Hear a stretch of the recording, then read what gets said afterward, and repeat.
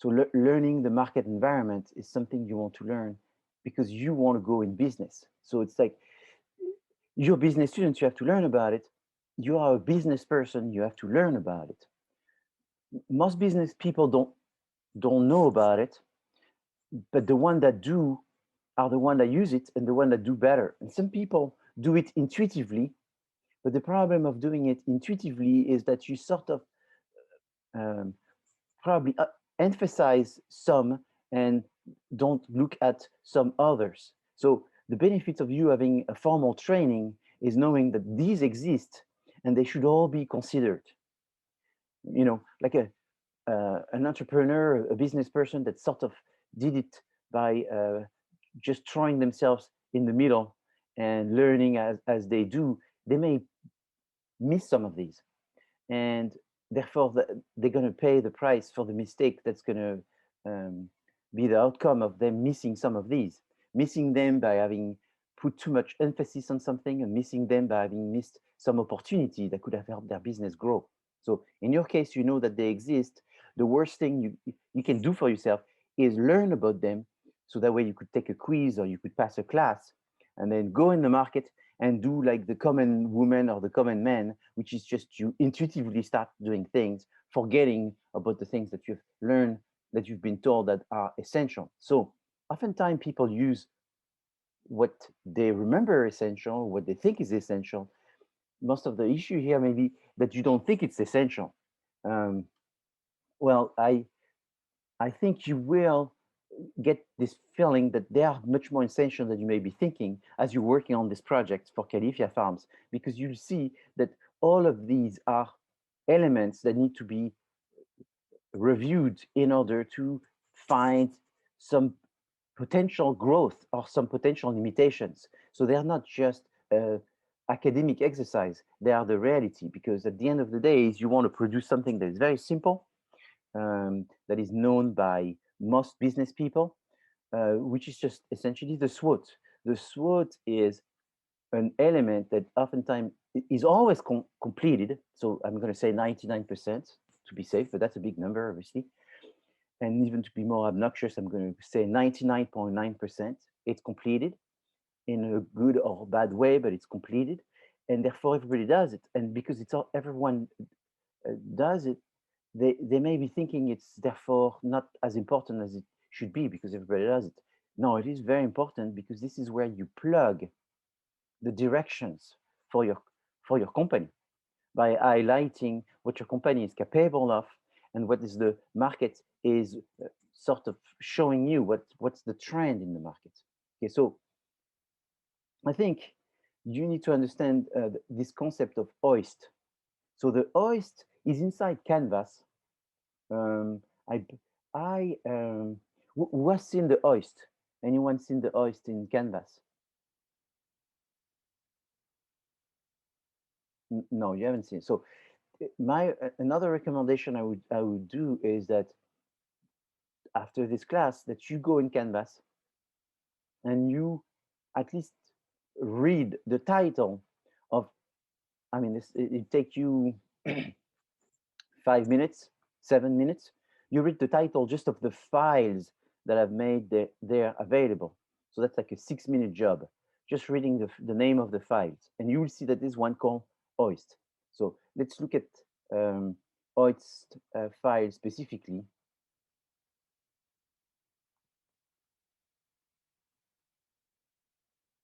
And there we are.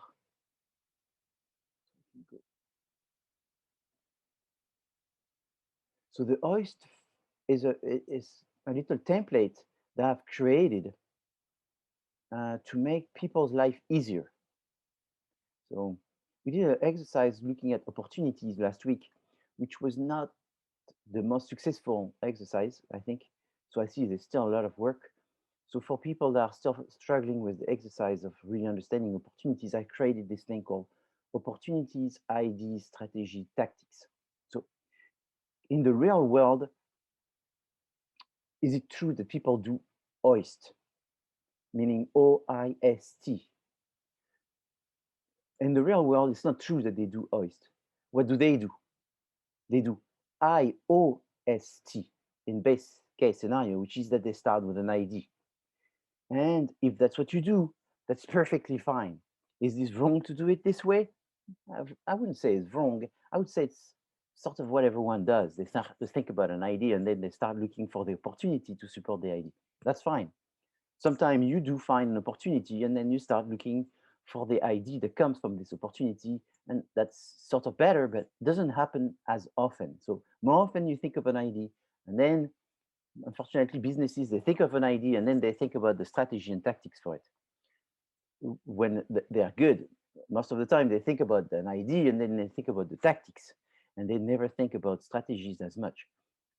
So I'm not saying that's the case of General Motors, obviously, because this is a company with 100,000 employees. They would never do that because they're very sophisticated.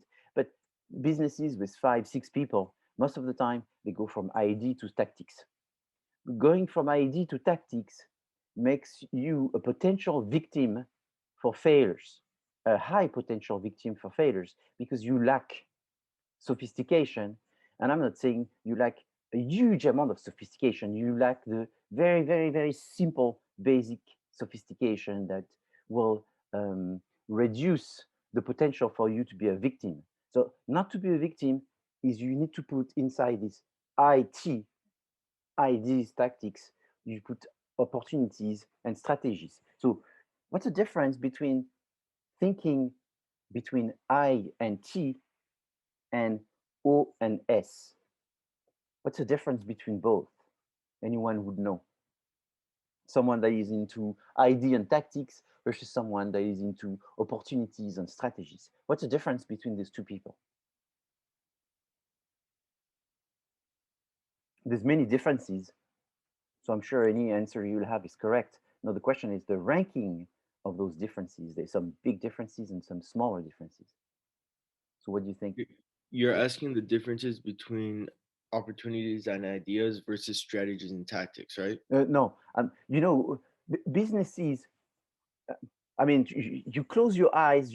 I put you in my car. I drive on any street, and then you'll say stop. You step out of my car. You walk into a business. Most of these businesses will be thinking IDs. I have an ID, and then they operate it. They execute it. Tactics. Most businesses, that's how they think. Small businesses. I mean, businesses that have more than 100 employees, it becomes difficult to do that because you have a lot of payroll and therefore you need to generate some large sales in order to pay 100 people. And therefore, to do that, you can't be bumble being your way. You've got to be pretty structured. So the difference I already answered is that you have to be more structured. Yeah, that's true. So there's a big difference between people that are into ideas and tactics and opportunities and strategies. The reality is, if you just do opportunities and strategies, you sound like a consultant, like a high level consultant that just dictates what needs to be done. And therefore, you're not in reality, because reality is ideas and tactics, but you have to have both. So, what is the big difference between a business that would be very driven by ideas and tactics versus a business that would be more thinking opportunities and strategies? So it's like OS versus IT. What's the difference?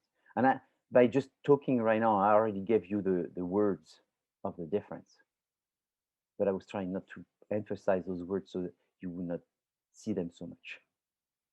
So the word I use is high level.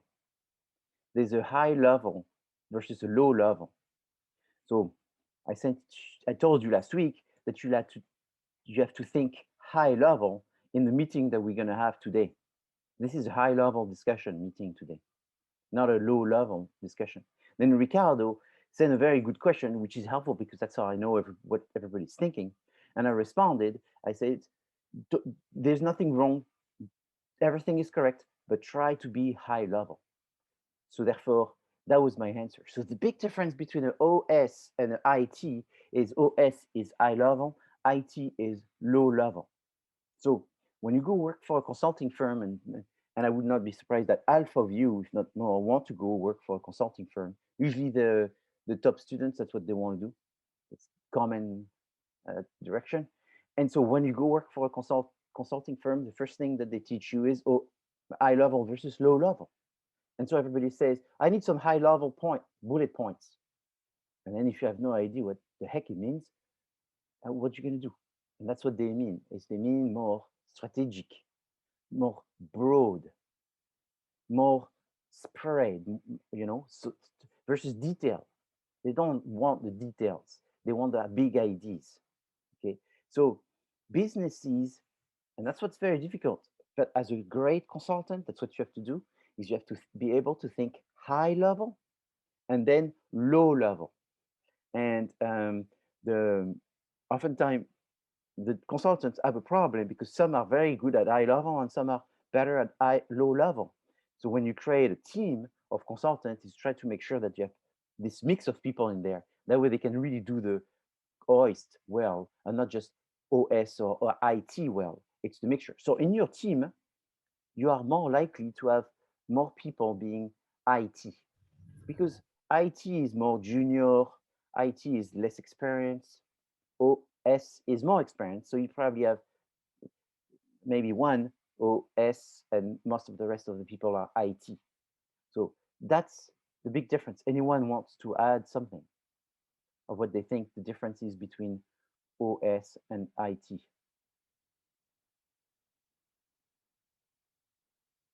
They, they are both needed, obviously. It's not like one is better than the other. They, they're 50-50. But most businesses are one of the 50 and not both of the 50. And it's like a duck that runs with one leg. You know, a woman that runs with one leg. I mean, can you run with one leg? It's not really running. You're hopping. So it's like a 50. Okay, so that's very important. So this template is very simple because it forces you to write the opportunity first. But when you work on this template, 90% of the people are going to start with the ID. So they're going to start on the fourth section and then they go back. So it's okay to go like that. But you don't want to tell me that's how you did it. You want to tell me that you thought of the overall opportunities. So actually, let's do this one. This was for a company. So this is a real thing for a company that we worked for several years ago, which was called Harpcore. And so Harpcore was a band that came from Europe, a music band that came from Europe to the States, and they wanted to start a new business and change their music style in America. And so we did an overall opportunity looking at all kinds of things that were obviously connected. So there's the growth of the anime manga market. There's electronic music that is a genre that is really growing and has a large share. Um, the fans are influenced by how much entertainment they get, the fact that the fitness and bodybuilding is growing, and the social media best practice, and growing streaming and on demand. So a number of things that were the overall trends. Then the specific opportunities. So then we go into more details because why this time there's two is because we, in that situation, for this template, we want to show that there's like very high level opportunities that are covering the entire industry. And then there's opportunities that cover the very specific niche that the client was on. And then the idea is it's like Blue Man type of show, but not it's not Blue Man, it's more like the Celtic style. And then sort of mix with European DG and go to some EDM festival and then create some kind of soundtrack for anime and develop hard rock music for bodybuilders and festivals. So that you see, these ideas is what you're thinking of doing, but it's just a sort of a high level concept of something that they could do.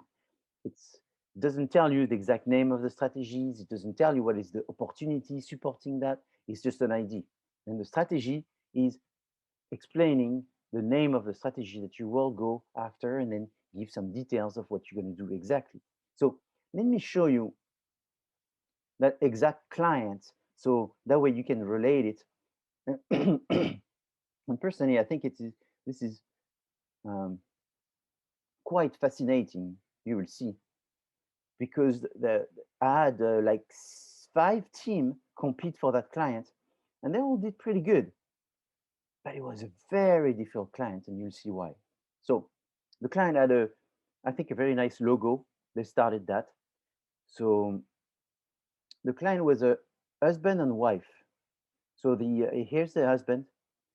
He's a jazz, blues, classical trained musician that has had already 25 years experience, professional years experience, working with some famous bands which are in blues and jazz over Europe and Africa. So very talented, very connected, really successful, doing fine. But his dream was to come to America and do something different. So this is Will, and here is Will in America. Big, I mean, you can't recognize Will, essentially. Um, Will came to America, but he doesn't want to do William Ekwe saxophone anymore. He wants to do Will Diesel, the harpcore um, guitar player. So big transition. And then the question is, what do I do? How do I make my band successful? Here is his wife. So it's Maywen Ekwe, and she came from Brittany. And in her tradition in Brittany is they play harp, because Brittany is an area in France which is Celtic, like the Irish or like the Scottish. So they play bagpipe. They're very, you could say, Anglo style, but it's not Anglo, it's Celtic, it's called. And so she plays the harp. She plays it so well that she wins many prizes in the world for one of the best harp player. Same thing, 20 years plus in the best concert uh, hall in the world, London, Italy, France, Spain, everywhere. Very successful. But she wants to go to America. And when she gets to America, what happened to Maywen is she becomes Gwen May. All right. So that's the world of music. Big transition. You barely recognize her. And so they came to us and say, what do we do? Here's what happened. Here's us on the right for the past 40 years. Here's us on the left now. I mean, imagine that's a project that you're working on. What would you do? What should they do next? They are there. Um, these people, just so you know, they won prizes for academic prizes for best musician. These are trained, and they are professors in music departments in various universities. But they decided to just change their world out of Europe, but in America, and they're like this. So then you have to do a hoist for them, right? And so the students did the hoist and all this, and they interviewed them. And then what they realized is that deep inside these people, there was a dream, and was a dream to have another life, and a life that they've always dreamed. And so one of the things that they're really into is bodybuilding, and it's one of their passion. So it's like bodybuilding and music, or maybe music and bodybuilding. Which one is first? It's hard to know. They both love these, but obviously they're professional and they make a living not from bodybuilding. That's a hobby, from music. And then the students say they have something very unique about them. That's the strength. And maybe what else do they like? And then they talk about them, and they try to find talk to them and try to find what was the reason when they went into bodybuilding. Oh, Arnold Schwarzenegger. Oh, manga, anime. That's interesting. They have also a passion for manga anime. And so when the students look into that, they found that the manga and anime had a music style. And they found that they could be using this as a destination. That they found that there was bands and musicians that specialized for manga and anime, but they found that the people that loved manga and anime actually absolutely love those bands and will follow and become fans of those bands. And so what they found is they should go and become a special artist, a musician for the world of manga and anime. And so personally, I didn't know anything about this. And I discovered that this was a huge market where people actually were very loyal to people working in this music industry, because unfortunately there's not a lot of loyalty in the music industry, and there's specific industries where there's very poor loyalty that we found, like hip hop, for example, where people switch. And hip hop is really big. It's the biggest, but it's people switch a lot. Rock and roll, they're very loyal, but rock and roll is decreasing, is declining in terms of sales. Hip hop is growing, but very poor loyalty. The anime and manga, not many big players, lots of small players, and very good loyalty for this and fast growing industry. So the students, to exemplify what they meant, they created a video. So this is the type of thing that you have to do. So let me get this. So that way you can see. So we invited the client. We told the client this. The client listened to this. I told the students, either they're going to laugh and think we're crazy and say, thank you guys, bye-bye, or they're going to think we're geniuses. And the reality is the client, one had tear in his eyes and the other one was crying so much. They thought this was crazy good. They absolutely loved it. And they went, wow, we never thought of this. And you actually told us, you revealed our dream. We were so excited. I mean, it happens very often in this. You can see the students' vision in taking these artists and using their strengths in their favor. I mean, there's a thing that is a big strength here, is that um, Gwen, the lady, plays electronic harp. And I forgot to mention this. There's a dozen of people that in the world that can play the electric harp the way she does. Um, for one reason, there's not too many electric harp. Like this harp was created for her, was built for her by one of the two largest harp producer in the world. So it's hard to find one. It's hard to have one made especially for you. And so what's really cool about this harp, and that's something I discovered, is that people that don't, if you were to listen to this music, you will think it's an electric guitar, but you'll think there's more than one person playing. And the reason why it feels like there's more than one person is because I think this harp has like 36 chords versus a normal guitar has what, 6 chords. So there's so many chords that it makes the sound more like a virtuoso, having all of this variation at one time.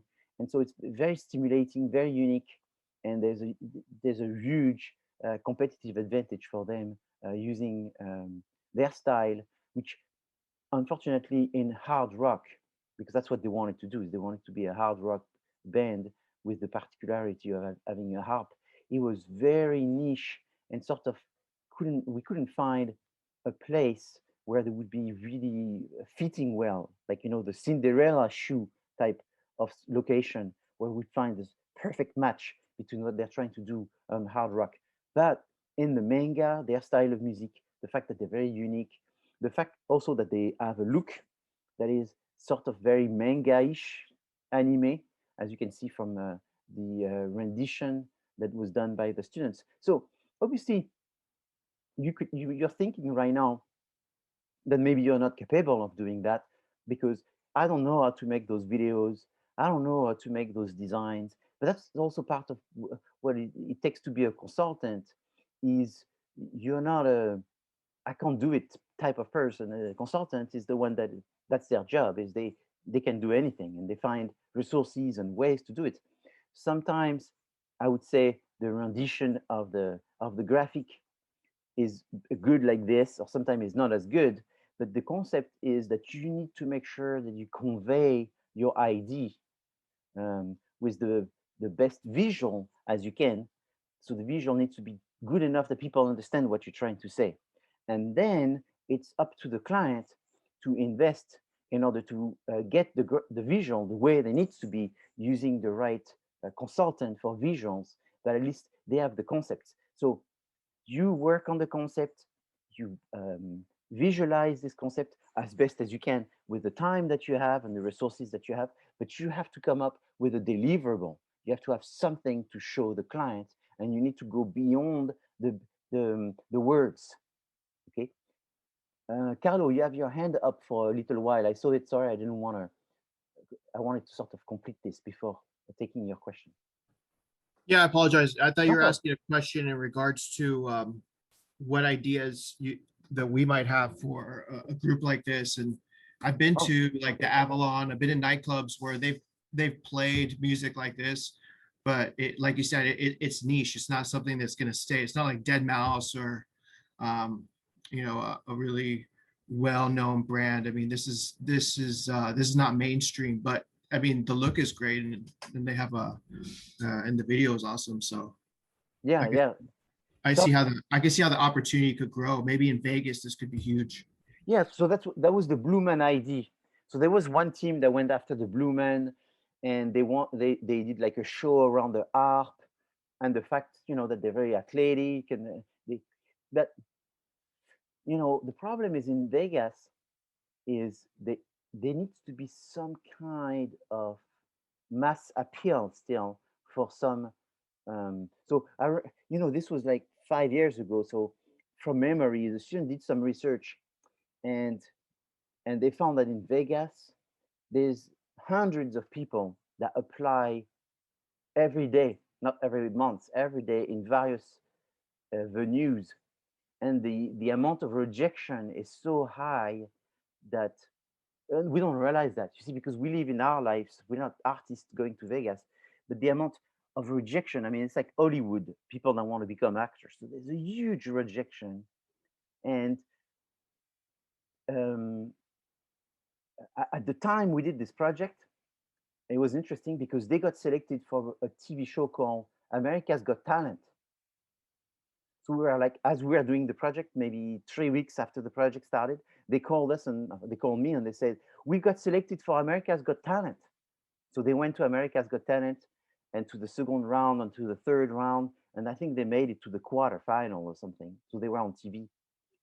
And that helped them a little bit to go knock at doors in Vegas and saying, when you apply, it's like, show us a video, then they select you, then you go into one group, two groups, and then they say, oh, we got to the quarterfinal of America's Got Talent. So they went further in the interviews.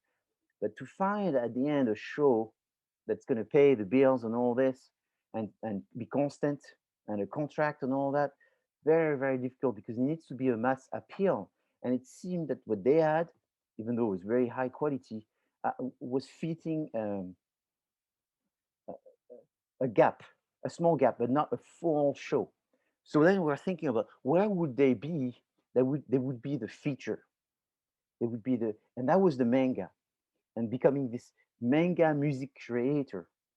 Because there was another things that was very defined with them, is they did not want a singer, because we thought of ideas where we would take what they have and we would add a singer, a third instrument, a fourth instrument, a fifth instrument. But that was one thing they told us from the beginning, is they don't want anyone to be in the center of this band beside the harp. The harp is in the center, and we can add instruments, but everybody's going to be around. It's going to be the side dish. The main dish is the harp. So we had to work with this, where the harp was at the center, and we couldn't make modification. And we respected this. We did find some situation where we could have other instrument come inside. Maybe there was something that could be going this way, but that was going against what the client wanted. So we had to work with that restriction. And so um, in your situation with Califia Farms, I mean, there's no restriction that I know, so so anything is possible. Do you have any questions or comments? Yeah, I was gonna say, you said restrictions, but isn't part of being a good agent or a good representative, sometimes you gotta convince them of the opportunities? Well, it's true. I know. Well, and I do it 99% of the time. There was a client, I can't say the name because they can be found on the internet, but they had a business that was growing very fast. It was husband and wife, very dynamic. They were very reluctant in taking us as consultants because they didn't think we could do it. A bunch of students, a bunch of students at CSUN, a bunch of, you know, last year students. How could they help us? So then we went ahead. And what actually was really cool is one of the students was a student that had started a business, and he um, he started this business, and eventually this business grew, and eventually he competed in a entrepreneurship for students organization, and he finished second. He went to Sweden to get, I forgot, like $25,000 or something check, and it was organized by Mercedes-Benz, best business entrepreneur student in the world. His name was William. I remember him, and he was a co-creator of a company called I Sold It.com. I sold it or something like this. And he was in that team. And so one of the limitations that client had was that they did not want to change their brand name. And so, because I don't want them to be known who they are, because we try to keep that confidential. But let's say their brand name was um, uh,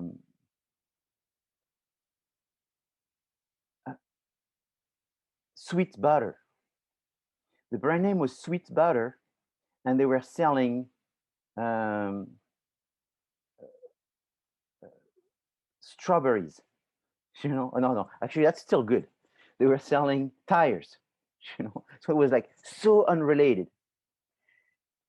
And so with the students, from the first day, we saw, wow, why do they call them Sweet Butter and they sell, motorcycle tires? It's just, and it was even worse than that. It was even more confusing than that, than the example I gave you right now, thinking of it. So with the students, we say, we need to tell them, we need to tell them that's first thing to do is change the name. And I invited the client to come to class, and they came to class, dressed in the color of the business. The color of the business was green, and they had a t-shirt that said Sweet Butter. They had pants on each leg. It said Sweet Butter on the left, Sweet Butter on the right. They gave us gift. Here's the bag, goodie bag, and the goodie bag said Sweet Butter. Everything said Sweet Butter. They had each one. The husband had a car wrap. The entire car was wrapped in green, written Sweet Butter in every corner.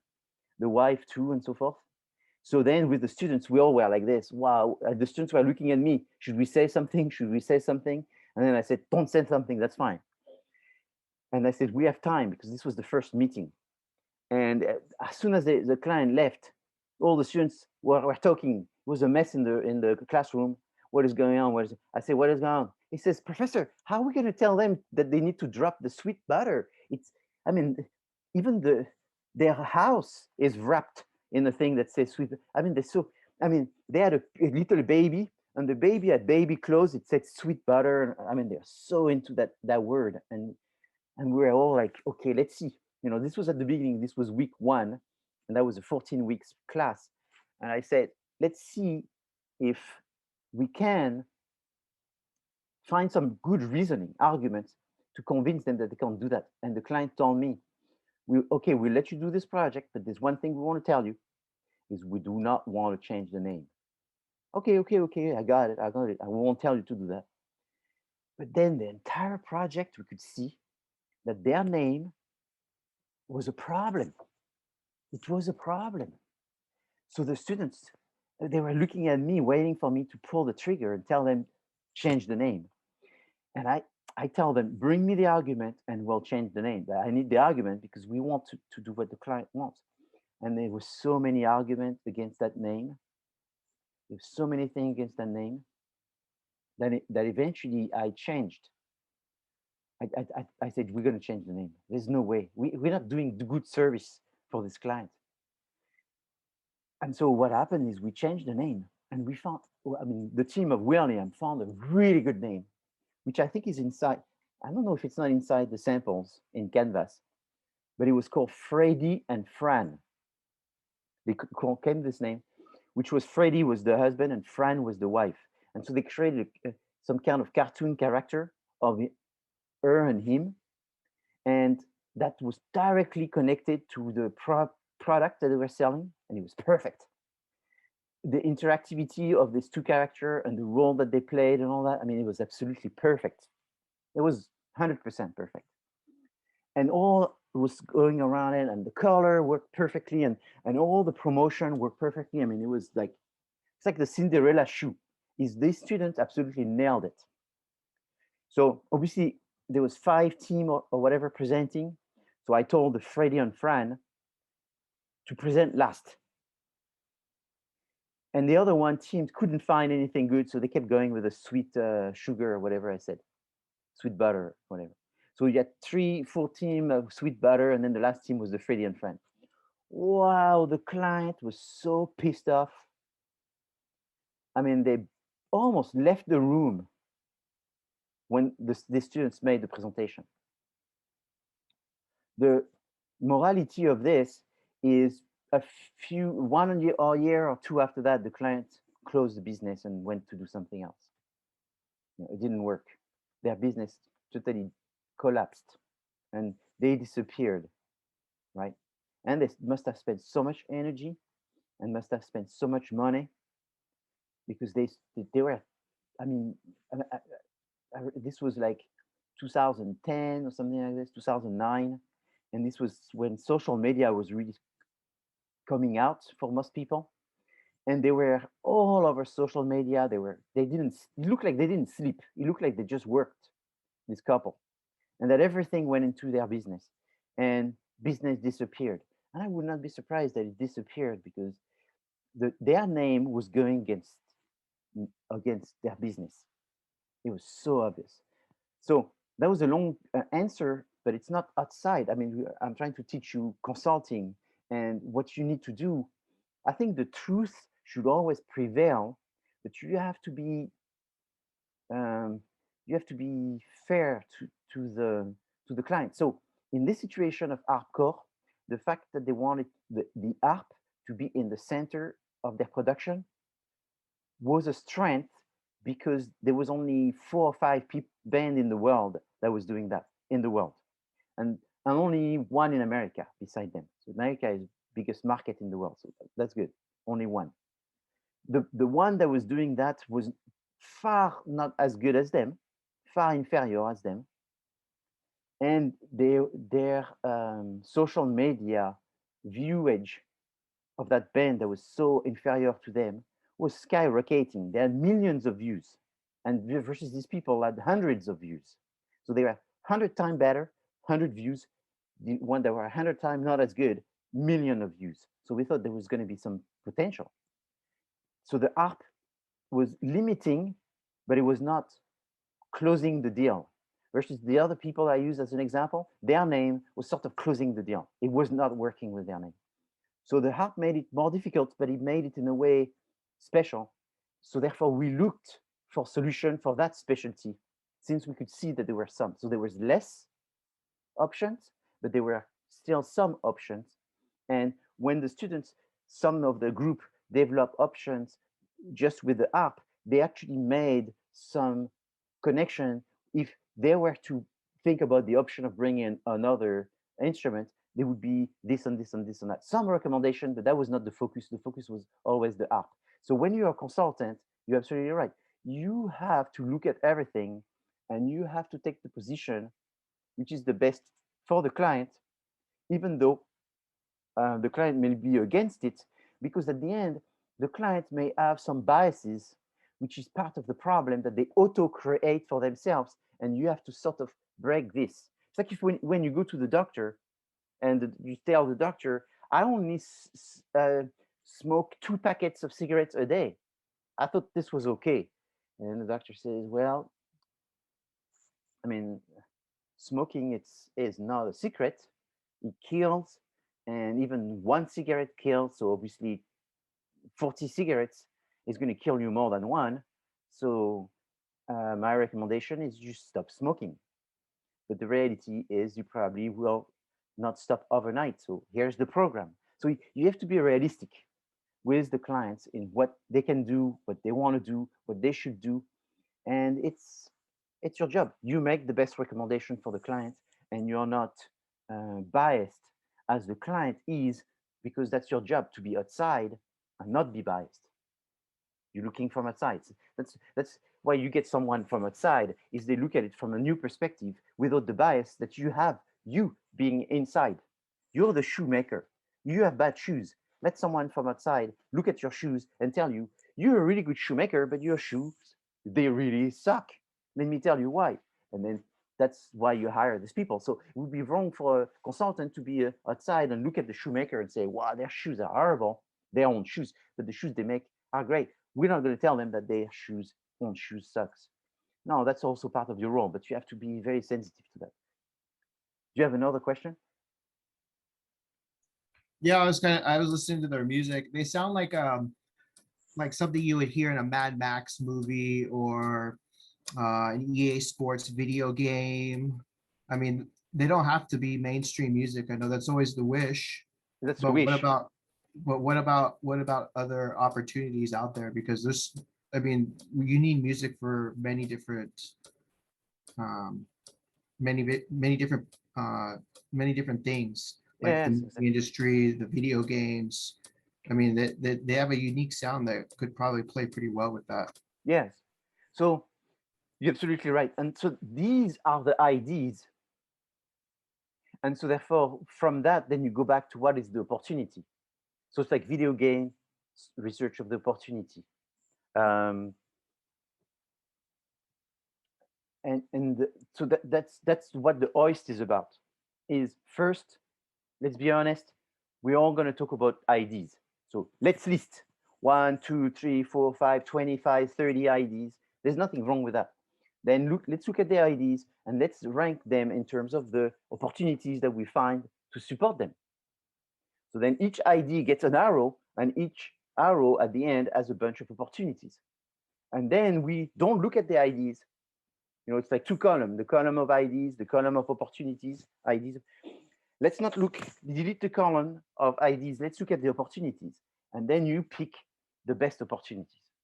And then you present it by saying, we, the consultant, we know everything. We are the good people. We have reviewed the market for opportunities. And we found all of these opportunities. And out of these opportunities, we found that these are the potential IDs that we could make. And here's the strategy for it. And here's the tactic. Bravo.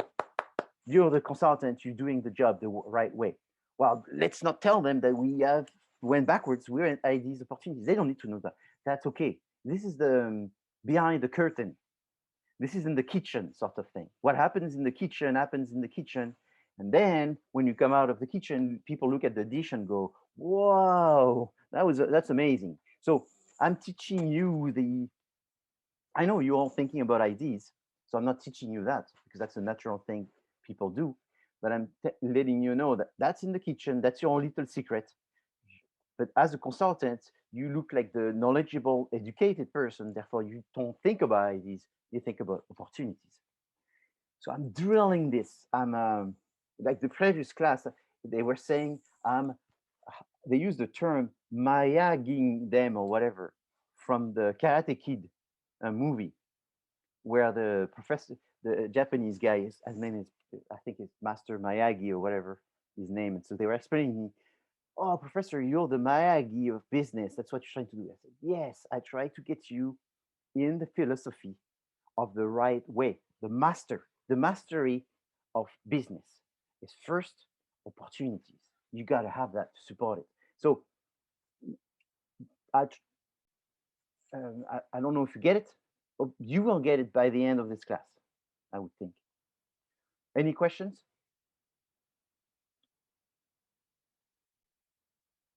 So going back to where we were, I was just saying, you're doing your OIST, and that's what we're going to discuss today.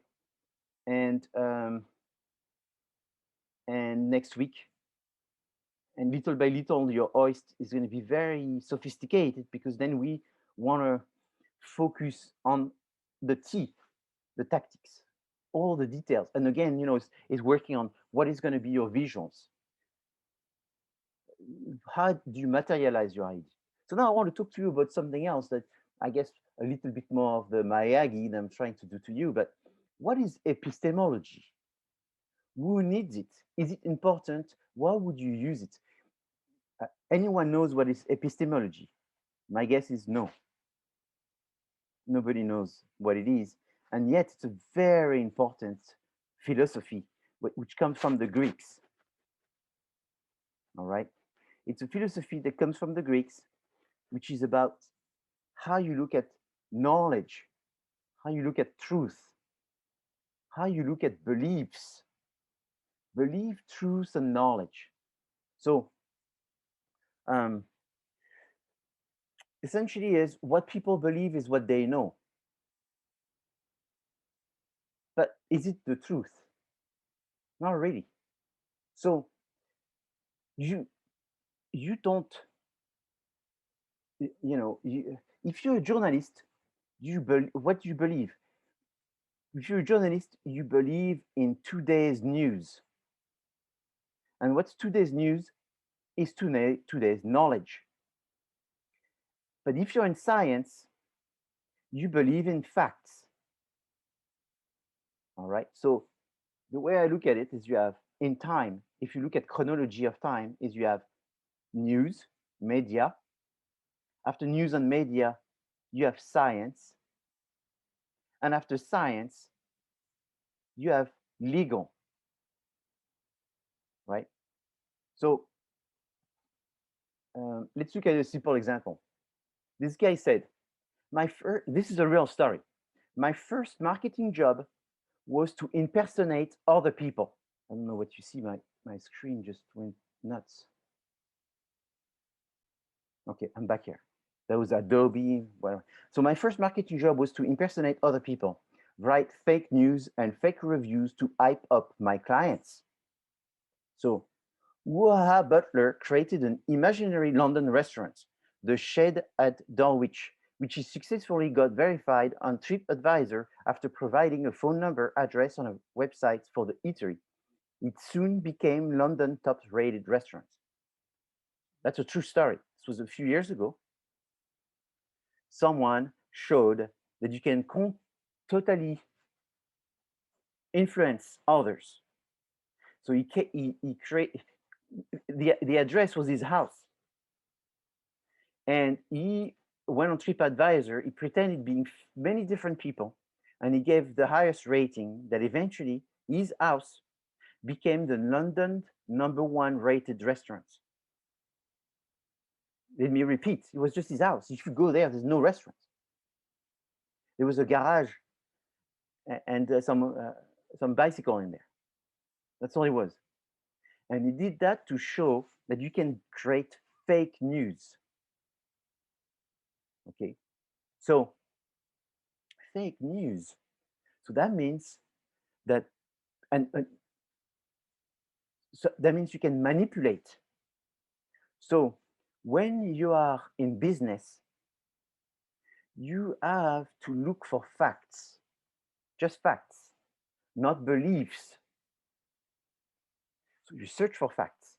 You search for published facts from reputable sources, and published facts which are recent. Not things that are from 20 years ago or whatever, because otherwise it won't work. So what people say is not a fact.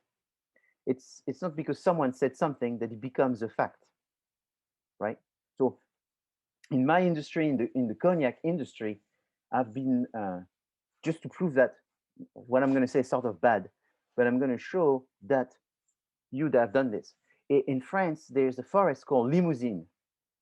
And this forest, the Limousin forest, was created by the nephew of Napoleon in order to grow trees that were really tall. Why did they like tall trees? Because with this you could make long planks. Why did they like long planks? Because with long planks you could make bigger boats.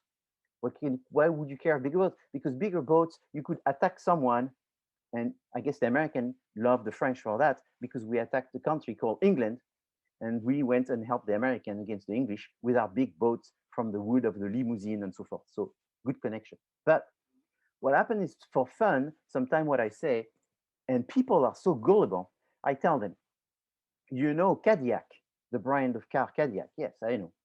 You know that this is a French name. Yeah, I think you're right. It sounds French. Yeah, he came from France, and he came from the area where they had the Limousin forest, the long, long, long, tall trees. And when he came to America, he created a car company, the Cadillac, and then he created a car which is a stretch car. But stretch car doesn't sound very good. So he said, I'm going to call it limousine, like the trees in the forest where I came from. And then people look at me and go, wow. So that's why they call it limousine, is because of the trees from where Cadillac was from when he was little and he lived in France. And I say, yes, people love the story. And I've heard other people tell me that story, but I invented this story. That's my little invention. Because Cadillac is a made up brand. It was not a French person. It's someone called it Cadillac because it sounded more expensive. So even the beginning, it's like, hey, let's make a car. How do we call it? Bob. Bob doesn't sound expensive. Let's call it Cadillac. Why? Well, it's some place in France. It's not very expensive. Cadillac. And then why are the stretch Cadillac called limousine? I have no idea. I just made up the story for this. And it sounds good. If it sounds good, if it feels good, people believe it. And that's wrong. But you can do this all the time. I've done this before when I bought a very expensive wine, like $100 wine, and I bought a cardboard wine, a 199 wine. And I swap. I take the cardboard wine, I put it inside the glass bottle, and I take what's inside the 100 bottle and I put it in the cardboard wine. I get people to come and they taste it. And then they go, 100 people, I'll have 98 people that says, wow, this Margaux $100 wine is so good, it's so smooth, you can really feel the terroir and the ancient tradition of classic Bordeaux wine. And then they drink the cardboard and they go, this is really village wine. You can see, I think they added sugar and water, right? 98. And then you have this guy come and go, you know what? Usually I know about wine and I don't know what is going on. I really like the cardboard wine. I don't know what, but the other one to me tastes like there's something wrong with it. But I guess maybe I have a bad day. And then I say, yeah, maybe that's what it is. And the guy walks away and I say, oh, I can't tell the truth, but you actually have a really good palate and you trust your palate. Versus the other people, you know what they trust? They trust the packaging, which is you don't drink the packaging, you drink the wine. Trust the wine. Don't trust the freaking packaging because the packaging is not the reason why you buy it. Is you bought it for what's inside. Anyway, let's look at a recent example. It's sunny out there. It's so sunny. You're going to get sunburn. You know what you do? You put sunscreen. They just found that sunscreen, many of the sunscreen brand actually giving you cancer, skin cancer, leukemia. So it's like, what? I'm wearing sunscreen not to get leukemia, but I'm wearing sunscreen that gives you leukemia. So that was the 5th of June. I mean, look, we are the 10th of June, 5 days ago. So now there's 74 brands being removed out of the market because they have a component inside, benzene, that actually is a cancer, carcinogen, leukemia product. How screwed up is this world that you get leukemia? So imagine these people run outside every day, their routine is to put sunscreen, when in fact, they're going to get more leukemia from the sunscreen than from being outside. Anyway, an interesting fact. Yes, someone has a question, Carlo. Yeah, you answered. It was a rhetorical question, but I wanted to answer it. You said, "How sad is this world?" It's these large companies that sell products, and they know that that their products can cause these type of situations, they tend to ignore it as a result of trying to make so much profit, and they just settle with the families and the people that are affected, and Yes, that's the type of sad world that we live in. yes, yeah. Settling arbitration is the best invention for large corporation. They just, they just. I mean, I invite you to look at, take Google and look at Red Bull. You put Red Bull, and it does not give you energy, and you will find that Red Bull was attacked by a group of consumers saying that it doesn't do anything and it's a placebo effect, and they settled and they made a deal with the government that nobody else could sue them for the fact that Red Bull doesn't do anything, and that's what happens. And Red Bull, I mean, I love Formula One, for example. I love all kinds of sports. It's probably one of the biggest sponsor. So in some way, is I want people to keep drinking Red Bull because that way it allows me to see great skiing, great surfing, great Formula One, great GP, motorcycle racing, and all that because of all the money that they pour in it from people buying Red Bull, thinking of anyway, it is what it is. So that was just a few days ago, 3rd of June. An artist sold an invisible sculpture for $18,256. An Italian artist sold an invisible sculpture for over $18,000, and he gave the buyer a certificate of authenticity to prove it's real. So this guy is in Italy, Salvatore Garo. He sold it. It's called Io Sono, I am, to someone that obviously doesn't want to say who they are. And it's a sculpture you can see, $80,000. It's like, look, I have it in my hand. It's really nice. I love it. Every day I look at it. It's my $18,000 sculpture. It's very pretty. Look, I'm going to pass it to you. That's how talented the Italians are. Oh, yeah. Oh, yeah. Well, it helps to be Italian. I'm 25% Italian, and maybe that's the explanation. Oh, that's hilarious. Uh, so, no, but this one, I think I sold a brandy for $15,000. I thought I was ripping people off. No, next time I'm going to sell an invisible brandy for $15,000. I mean, this just happened. But if you pay attention to the news, it's full of this every day. And so people are not looking at facts. Facts. People have a very poor judgment. And so it's like the chicken and the egg. That's why I took this, what are the facts? And so, I don't want to be going against politics. This is not an issue of being independent, liberal, Republican, Democrat. This is an issue of being just a person, and you need to look for facts. And the facts are always biased. If you get the facts from a liberal, you will have liberal facts. If you get the facts from a Republican, if you get the facts from a Methodist, you'll have a Methodist facts. If you get it from an evangelist, from a Catholic, from a Jewish Orthodox, everybody will come with their facts, but they are their facts. They are not facts many times. They are just belief. And what's interesting is to get the beliefs from everyone. And if you get the belief from everyone, it's like having the two sides of the story. If you have the two sides of the story, you're probably closer to the truth.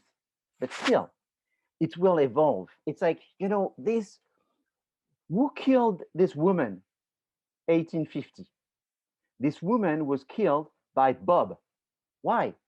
Well, because this woman was killed with that gun, and that gun is owned by Bob. Bob goes to jail, 1850. Same situation, 1905. Who killed this woman? This woman was killed by that gun, and that gun has the fingerprint of John. John killed this woman. Oh, fingerprints, that's an improvement. Okay, now, 2021, who killed this woman? This woman was killed by that gun, because that gun was in this room, and in this room you find the DNA of Tom. So Tom is the killer.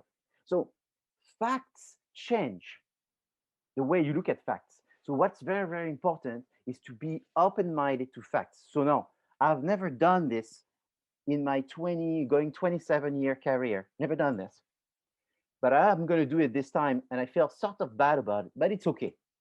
Is you see this video that is right there? Are all cars more reliable? Planned obsolescence and sustainability in the auto industry. So this is in the PDF that I just sent you today. I want you to look at this video, not today, because it's a video, I think it's 25 minutes or something. So we don't have time to look at it. But I will put at least one question in the quiz next week on this video. I never do this, 27 years, but I will do it this time because it's good deed. This is a video that was done by a young man. I mean, he has an accent. I think if I had to guess, I would say it's from Ukraine or Belarus or maybe German or something. And it's so good. It's exactly what we're talking about right now. I couldn't find a better video that explained this. And it's very entertaining, and it gives facts, but again, I think they are facts that come from his belief and his research. So they're still biased. I'm not saying that everything he says is true, but I think he says more than what you usually hear from other people. You hear a more one-sided view. So in this video, he has multiple-sided view, and in fact, at the end, he says, "I'm very sorry, I cannot fully cover all the subjects that I'm talking about and give it good review." So I sort of jumped to some conclusion. Oh, the fact that he said that, just that's good. The fact that he recognized that he's giving it some facts and some personal belief, but his personal belief are more like open-ended question. And so I want you to look at this video. I never force anyone to look at a video, but this one I'm sort of forcing you because I'm just being honest with you, is I will ask at least one question in the quiz. And I know you may be looking at a lot of videos, and it's not a boring video, and it's a video that explains in many ways the discussion and the world that we live in. And you will see that Califia Farms have had some issues. You will see them in the witnesses in every report of the 24 reports. You will see some threats that are there and so forth. So every business has sort of some legitimate or not dark spots. And so therefore, you want to sort of anticipate dark spot. And I would say for the most part, if possible, 100% of the time, is you want to be right for the consumers. You don't want to take advantage of them. You want to make profit. But I think even today, and that's what this video explains, making profits is sort of has taken a very unethical way. And there's a lot of what people are calling greenwashing. Greenwashing. This is green, this is green, this is green. And at the end, the people don't understand really what's green and what's not. And they're sort of taking advantage of it. So again, anyone has a question?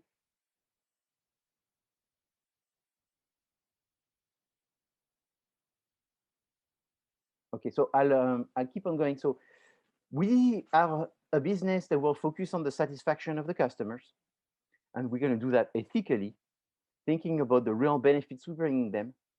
We're going to focus on also the profits and the long-term health of the business. We're going to look for real needs. We're going to fulfill satisfaction to these needs. We're going to make sure that we create wants that will do that. We look in the market for some things that we can take advantage of. And here, I'm not a religious person, but I found that sometimes you can learn something from a religion, and I recommend everyone to learn from anywhere you can. But this was a quote that I like from Luke. It says, "So I tell you, ask and it will be given to you. Seek and you will find. Knock and the door will open to you. For everyone who asks receives, he who seeks finds, and to him who knocks the door will be opened." I think this is so true. And this is part of the attitude you need to have as a business person. Is everything possible? Everything is possible. But it starts from someone doing something. Sitting, waiting, nothing is going to happen. Doing, doing, doing. Eventually, things happen. Things happen because someone is doing something. So you have to trust that with time, what you do will get you where you want to be. So it's like, uh, it's like, I mean, if you go, if you buy a house with a swimming pool, eventually you will learn how to swim because you have a swimming pool. So it's this thing. It's the rubbing shoulder with rich people will eventually make you rich. It's just where you are, you will become. So important. So to do this, again, I repeat myself, as a business, you need to care of your microenvironment, your SWOT analysis, your PESOL, and you go back to understand the strengths and weaknesses, opportunities and threats. Opportunities are what? What are opportunities? They are, what are they?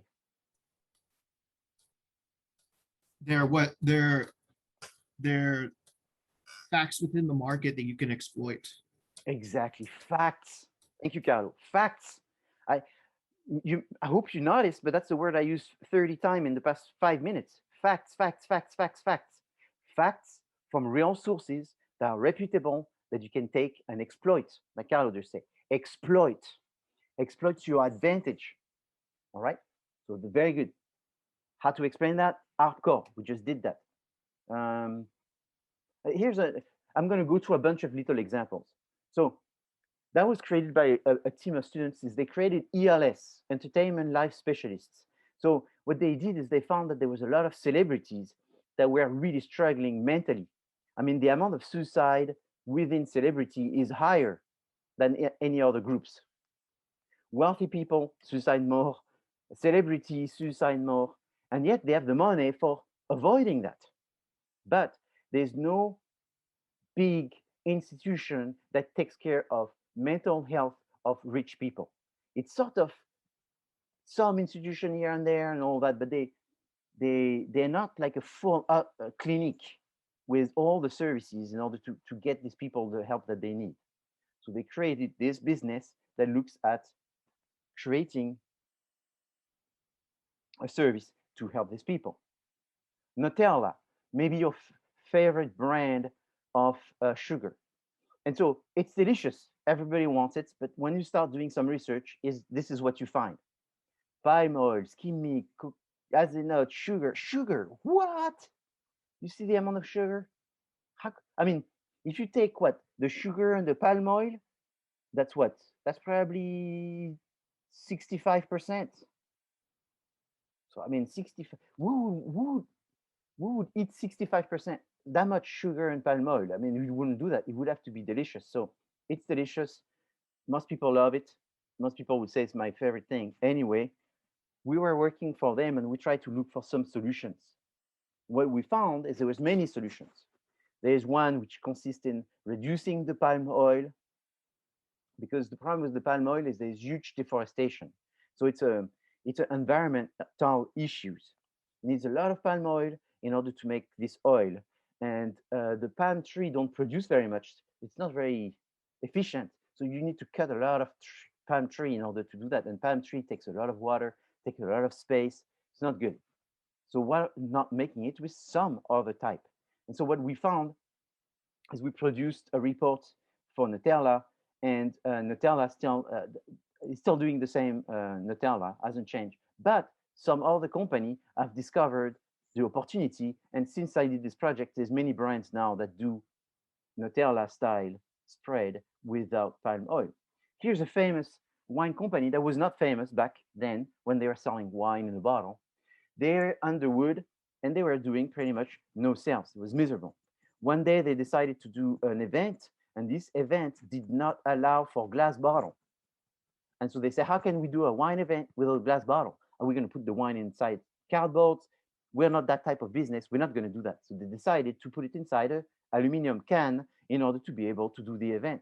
When they did the event, everybody raved about their can wine, and everybody thought this was a great idea. And eventually, everybody started asking for the can and not the wine inside the glass. Just so you know, they essentially created this category, and they went from making, I'm just going to throw a number, $100,000 of sales a year to hundreds of millions, 100,000, hundreds of millions. And now it's a multi-million dollar company. It's available everywhere. They're extremely successful. And all they did is they changed the packaging. So think about Califia Farm. What is Califia Farm doing right now? Could we change the packaging? Could we come up with a packaging change based on an opportunity that would change the business in multiplying by 2? I mean, they didn't multiply by 2, they multiplied by 1,000. So that's the world we live in. There is, remember the Italian guy and the invisible sculpture? Well, there is, that does not exist. This is a joke. But the reality is that right now there's invisible opportunities, invisible to you, but not to someone else. They are looking at the opportunity. You're just not seeing it. They're going to jump on it and become millionaires because they saw that opportunity. And this opportunity was not $18,000. It was free, free. Oftentimes, opportunities are not low-hanging fruits. You know, they're high-hanging and it takes a lot of work. But another one, this is a seasoned student that became a millionaire. So maybe that's closer to home. This student said, you know what? My grandma keeps taking a cap. And every time she open it and take the pill, 2, 3 hours after she goes, did I take the pill? I forgot.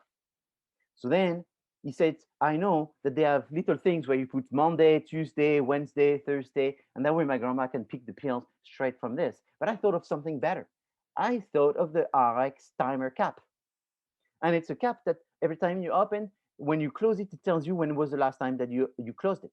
So that way you can see if you took it today. Very simple idea. That student became a multi-millionaire. Okay.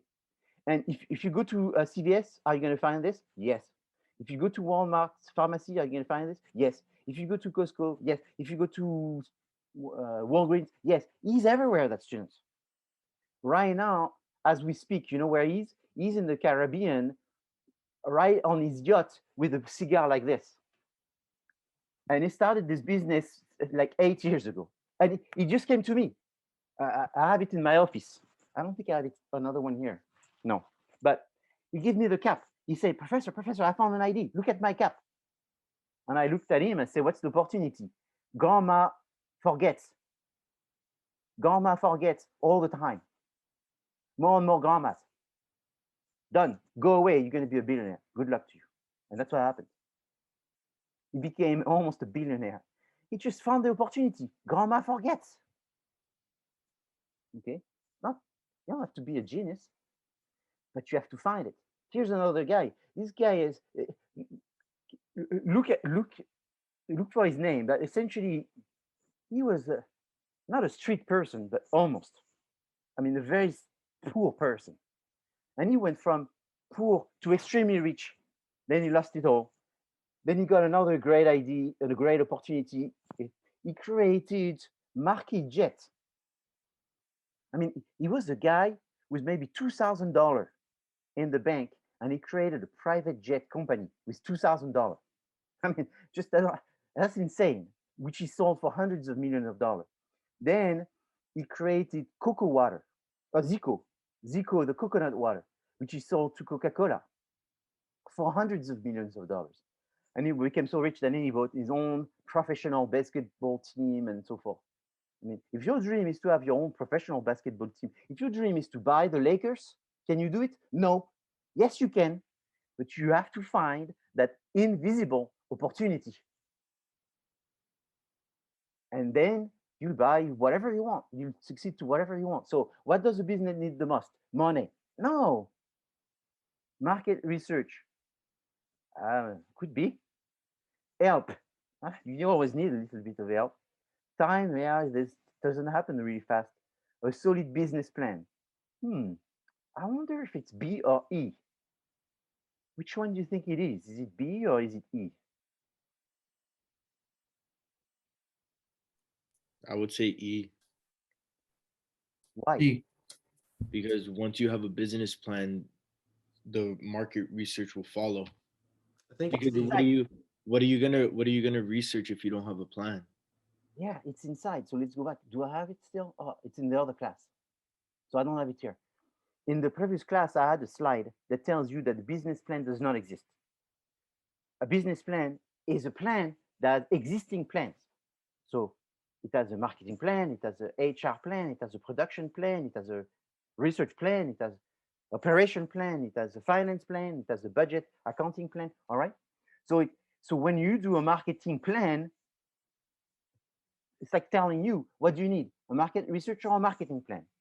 Well, a marketing plan, because in the marketing plan you have market research. So market research is a smaller component inside marketing plan, and marketing plan is a smaller component inside a business plan. So essentially that's what you said. But it's not so much that you can say it follows, it doesn't follow, it's inside, it exists. It's done at the same time. At the same time as you do a business plan, you do a research plan, right? So are these correct? What do you need the most in business?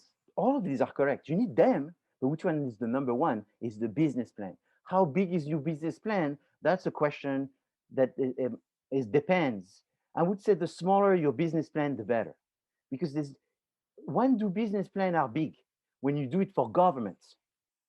Government, for some reason, they need a big business plan. And you know why you do a big business plan for government? Do you know why? Because it needs standard operating procedures because people screw up.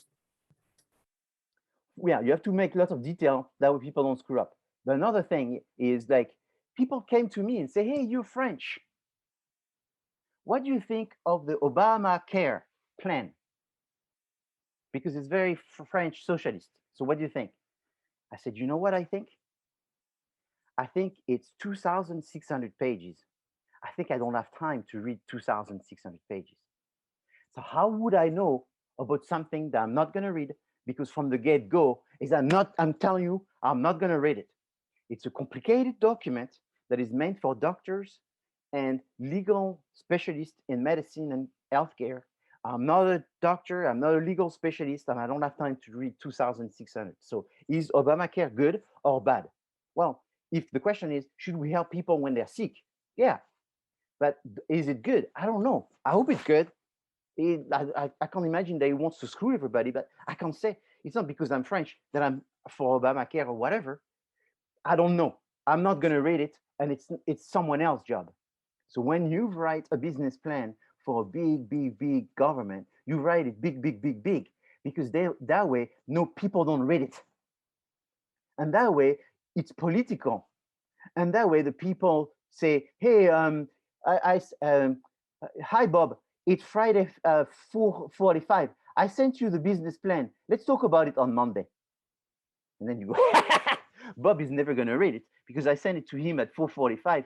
On Monday, he's going to come exhausted because he had to take care of his kid all weekend. When he shows up on Monday, I can tell him what I need. And he's going to say, yes. Oh, did you see this in the plan? Yeah. And then you get it done. Okay, sorry. I'm being very obnoxious, but that's what it is.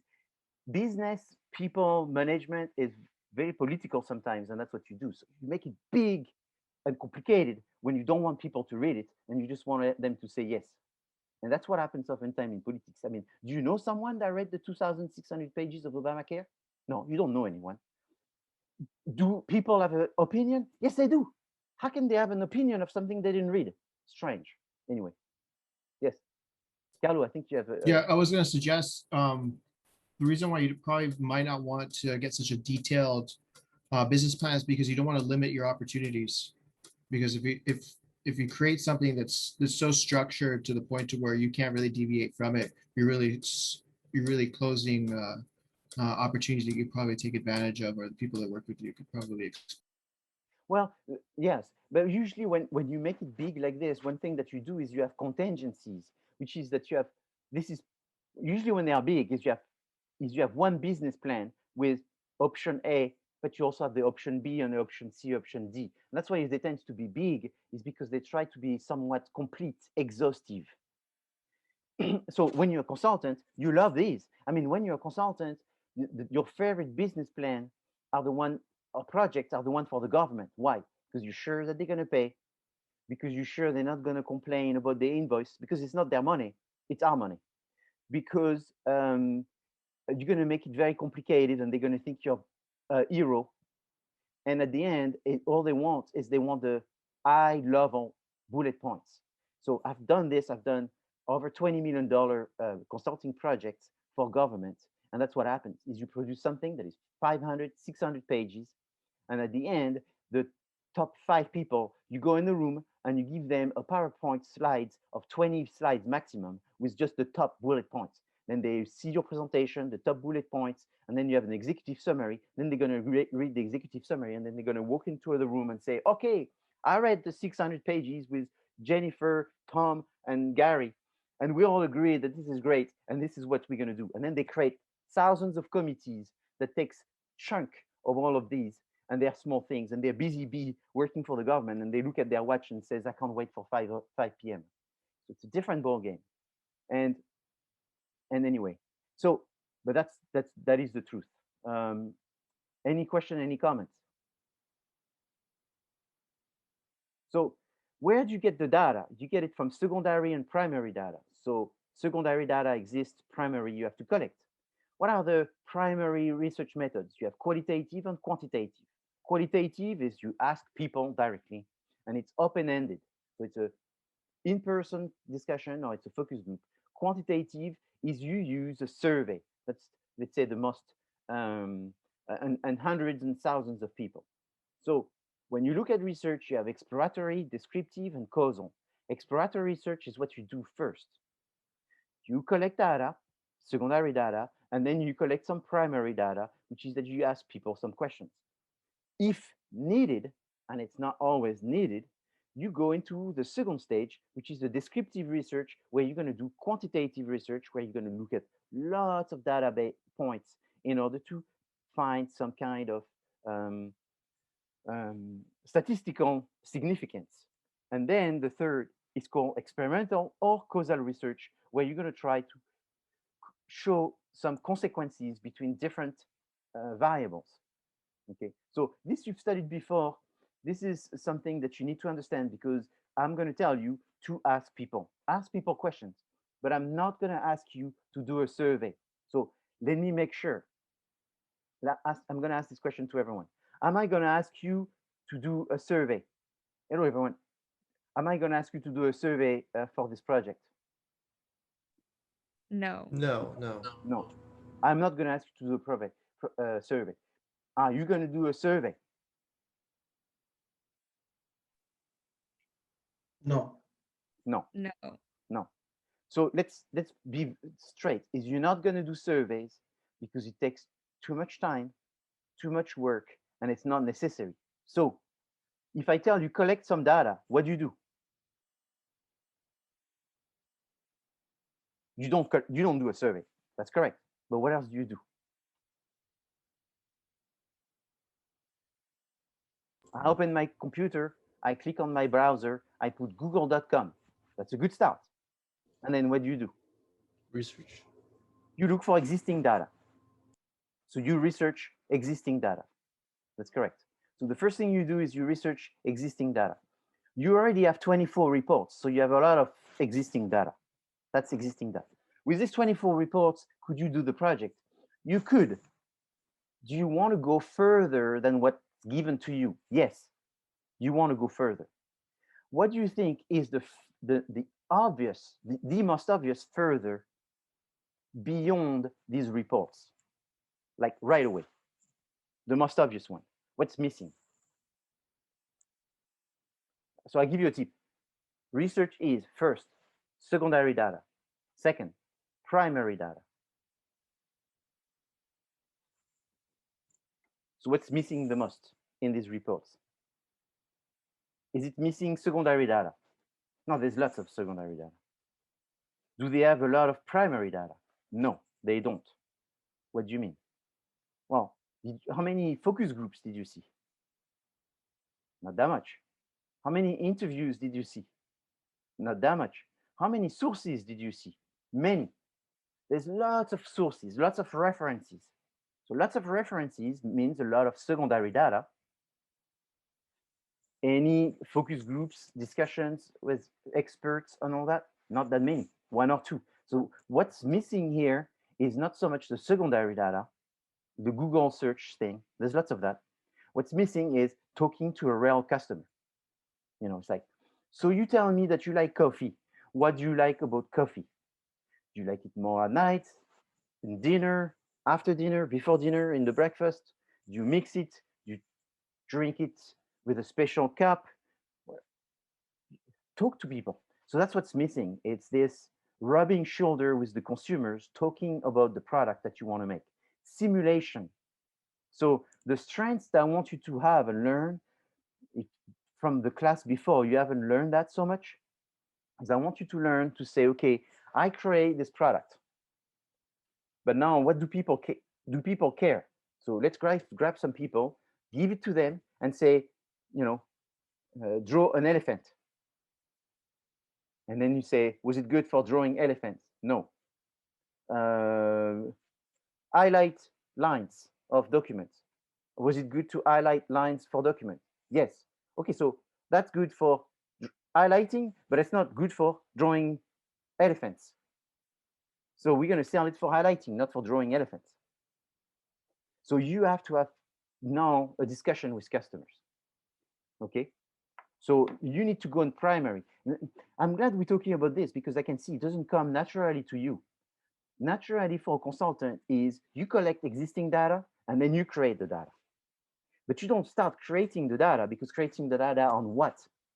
So collect the things. So if you think, I don't know, I see Tigran here. If you think they should have what it is, ancient grain breakfast cereal, and that you've already created all of this, you know, based on your ideas, based on the opportunity that you found. Now let's grab some consumers and let's see what they think. What would be the color? What would be the shape? Right? It's like you ask this person, how does a ancient breakfast cereal looks like? And then you know, because like yesterday I had a meeting with the school, and they're wondering what alumni wants. And so it was a bunch of professors defining what alumni wants because they want to do a special event for alumni. And then I asked a question and said, did we have data on what alumni have told them that they want? And then they said, no, we don't have any data that tells us what alumni wants. We just know because we've all been talking. Yeah, but what professor thinks alumni wants may not be 100% the same as what alumni wants. So the first thing we should do is say, before we do an alumni event, let's ask the alumni, what do they want? Right? And before we ask the alumni, what do they want? Let's put google.com or duckduckgo.com, is all right. And you put what do alumni in general wants? And then some research from the University of Northern Carolina says we did 5,000 people question about what do they want, and they said that they wanted a lot of cocktails at the event. Okay, that's what they want. So now that's what these Carolina people want. Let's see what the California alumni from CSUN wants. We can't assume they're exactly the same, but we have some idea. So essentially, those 24 reports, they are telling you what these people want in published stuff. So you need to find it for yourself. So that's the next stage. And that's an exciting stage. You need to grab some people. So how do consumers make decisions? They make decisions based on the process. So what are the key decisions? It's they think in terms of their culture. What is my culture is how I think. What is my social class is how I think. What is my personality and who I am, my age, my jobs, the income I have, my hobbies and lifestyles, and my personality influence on how I think, but also how do I feel about this product? Do I want it now? Do I think it's important? Do I think it's not so important? Do I know much about it? Do I know nothing? What are my beliefs on all that? So all of this is important. But then when we talk about the needs, I said that you cannot create needs. You can't create needs. Need exists. What are the needs? Physiological, safety, social needs, ego needs, self-actualization. They exist. You do not create them. So what do? You create wants. You create new ways to satisfy needs. So people want to eat. They can eat at McDonald's. They can eat sushi. They can eat power bars. They can eat plant-based products. There's many things that you can let them eat, but it's different wants that you produce. So now, very important concept, J and D, just noticeable difference. So what is that? That is essentially the sustainable competitive advantage that you want to have. You want to have something different about your product. So, it's like there's milk, cow milk, and there's almond milk. Great. My just noticeable difference is I'm plant-based and they are animal um, original product. Next, I have now 10 competitors with all almond milk. So what you have is you're going to have almond from California, organic almond milk. Your just noticeable difference is that it's organic. Do people care for organic almond? Yes, then it's good. No, then don't do it. They don't care. But if we do it and we tell them it's important, then they will care. Okay, so they don't care right now, but if the product exists, then they care. Okay, that's a different story. But how do you know? We did some primary data. Is we went to people and say, do you care for? We went on Google and we did almond milk, organic almond milk, and we found that people saying, I don't care for organic. But did you ask them? Let's do primary data. And when we asked them, we found that when we asked them, they care. Oh, that's a different J and D. So then let's do organic almond milk. But then the problem is, how much do they care? They care 1 cent. So they want to spend 1 cent more for the organic almond milk. 1 cent, we can't do it. They care for 50% more expensive. How many people care for 50% more? 1,000 people. That's not enough. How many people care for 25 cents more? 25 million.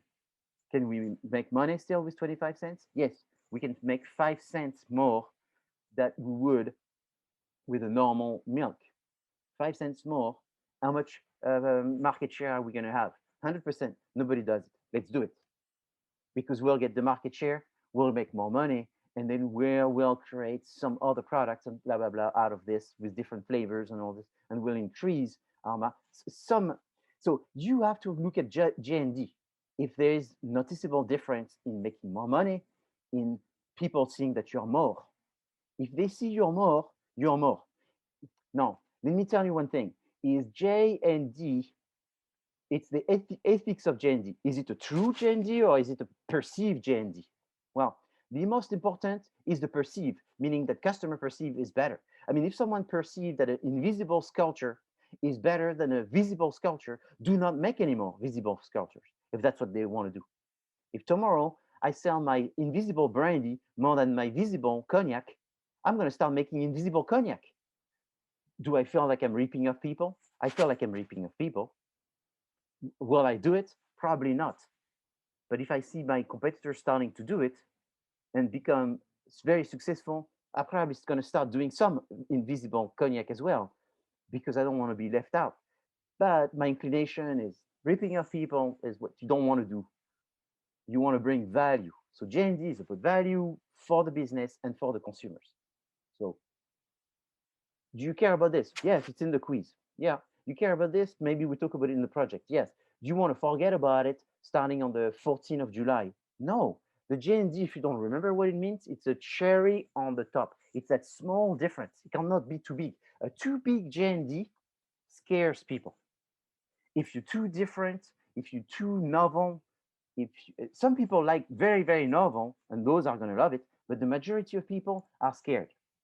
If there's too much reassessment of the way they're doing things, they're going to be scared. So you can't do that. I mean, I gave you the example of the pre-made food in the 50s. They could not sell any pre-made food. People didn't want to buy pre-made food, cake mix or whatever. So what they did is they found that if they give them a recipe and give them the cake mix and told them to add 1 egg, people are going to love it. And that's what happened. Couldn't sell the cake mix because the woman felt like she was cheating. She was not being a good housewife in 1953. And she wanted to cook for real. So they made the cake mix in the recipe and they say, pour the cake mix in a bowl, add 1 egg, mix and put it in the oven. And then the cake mix became very successful. And now I think most housewives don't even put the egg anymore. It's already back inside because times have changed. Okay, so the just noticeable difference is suddenly they thought of that adding that egg. This is a project I did for a company called Weetabix, and we found that Weetabix is the #1 most selling breakfast cereal in the United Kingdom, also in Australia, many different countries. In America, peanuts. They sell nothing. It's a disaster. How come it's #1 in many countries and 0 in America? It So looks like an IED. It looks like yeah, something you'd eat in the army. yeah. So it looks, yeah, it looks bad. So it's just not Americanized enough. But isn't it amazing? You give this to a British person, and they're gonna say my favorite, and you give the exact same products, and they go no way in America.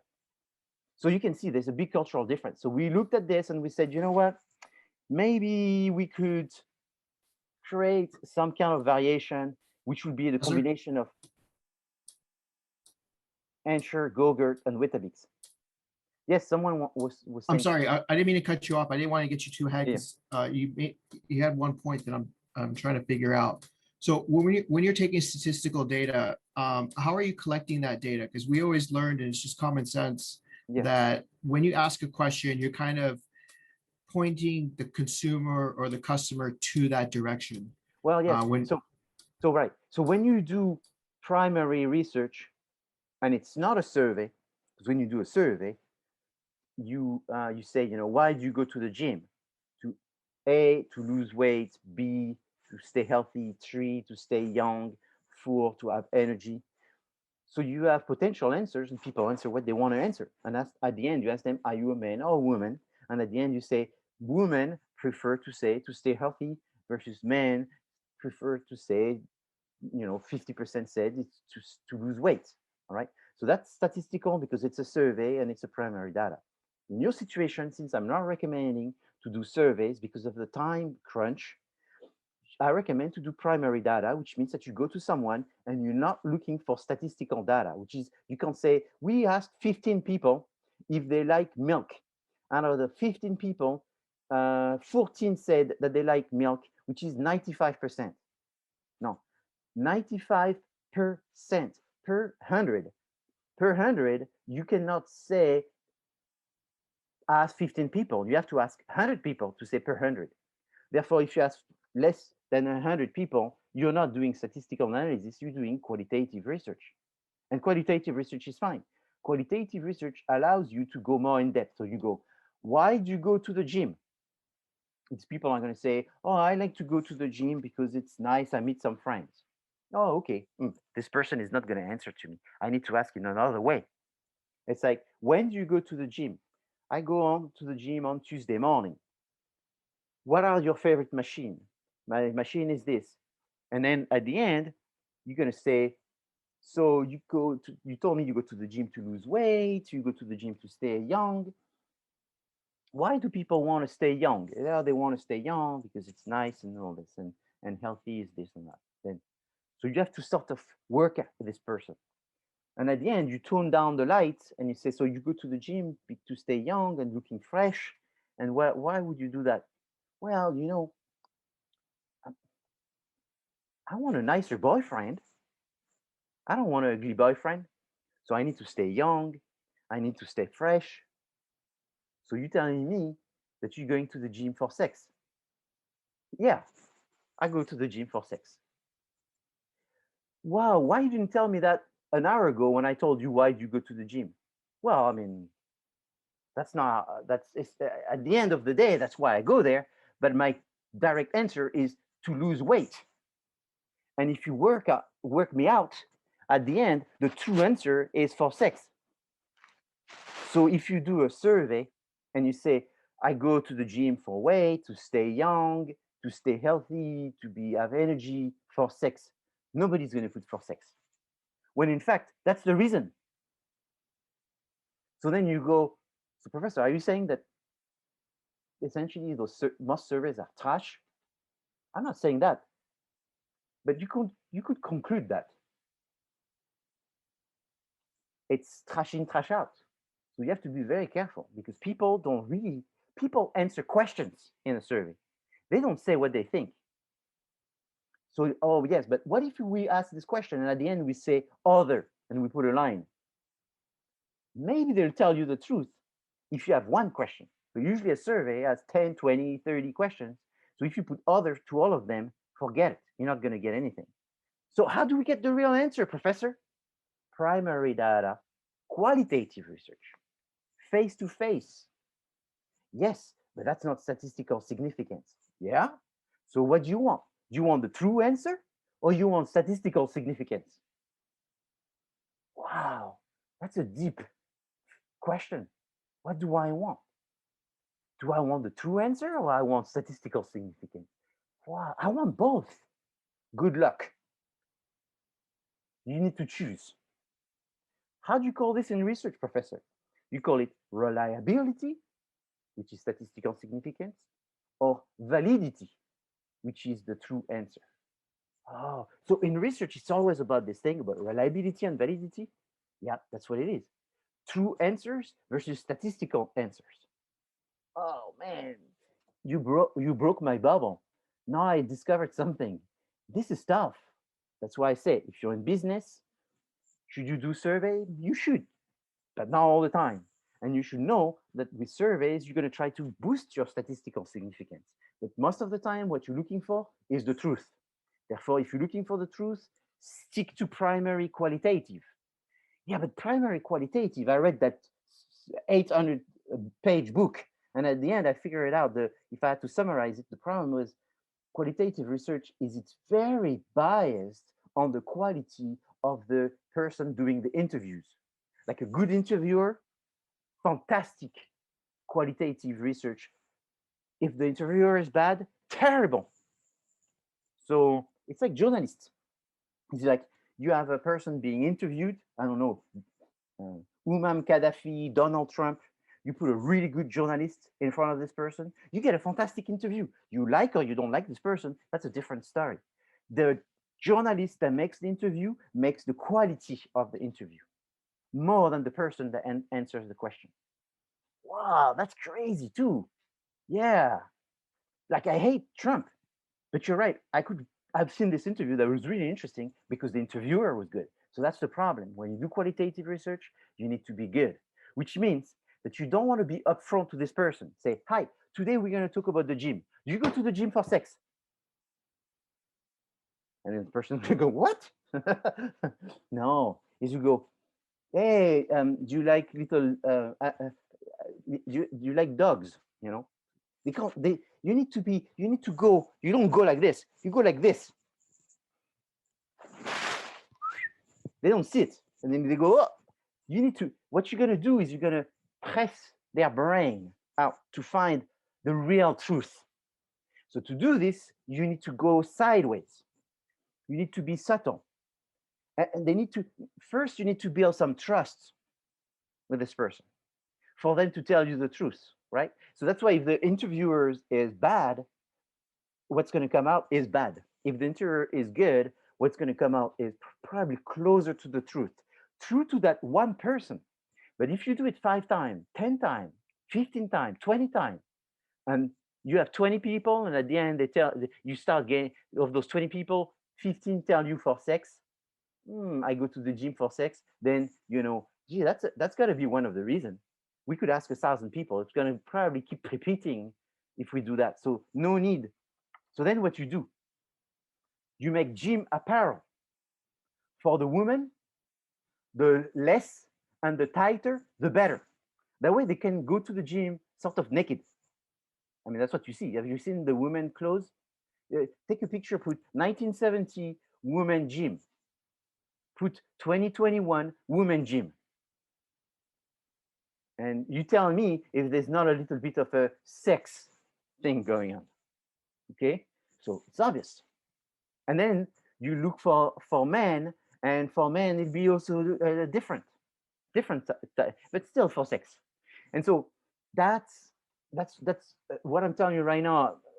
Maybe half of the students don't look at me and saying, "This professor, I really don't understand anything he says." It's at the end of the day, he's a weirdo.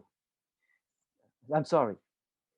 And there may be 50% that goes, "Okay, I get it, but man, how are we going to do that for Califia? I don't know what you're doing for Califia." But what we did for Weetabix is we created the Go Wito. the Go Wito cartoon character, because we found that in America, if there's no cartoon character, they won't buy the breakfast cereal. It's that simple. How did we find out? Not from a survey, but just telling them, talking to them, asking them, tell me the truth. Please don't lie to me. And then they will say, yeah, I buy Frosty the tiger because of the tiger. Arr! And you go, wow, but you're 33 years old. That's a joke. You still buy this because of the tiger? Yeah. At the end of the day, deep inside, I'm still a little boy. Like, wow, okay. So we're gonna have a Gowito. Without Gowito, Weetabix is not gonna sell in America. So we created the Gowito. So we didn't tell the client, we created Gowito. It's weird to create the darn Gowito. Did we create one Gowito? No. We created 56 Gowito. What did you do with the Gowitos 56? We grab someone and we say, hey, what do you think of that one, and that one, and that one? Which one do you like the best? I like that one because he looks strong. I don't like that one because he looks weak. Remove the weak, keep the strong. I like that one because he looks rich. I don't like that one because he looks poor. Remove the poor. And at the end, this was the one people like the best. Okay, the blue eye Gurito. So then when you tell that the client doesn't feel like it's the consultant belief, it's epistemology, it's the consultant looking for facts, generating facts, selecting facts based on a real consumer. And that's what you're going to do. That's what you're not finding in those 24 reports. There's no consumer involvement.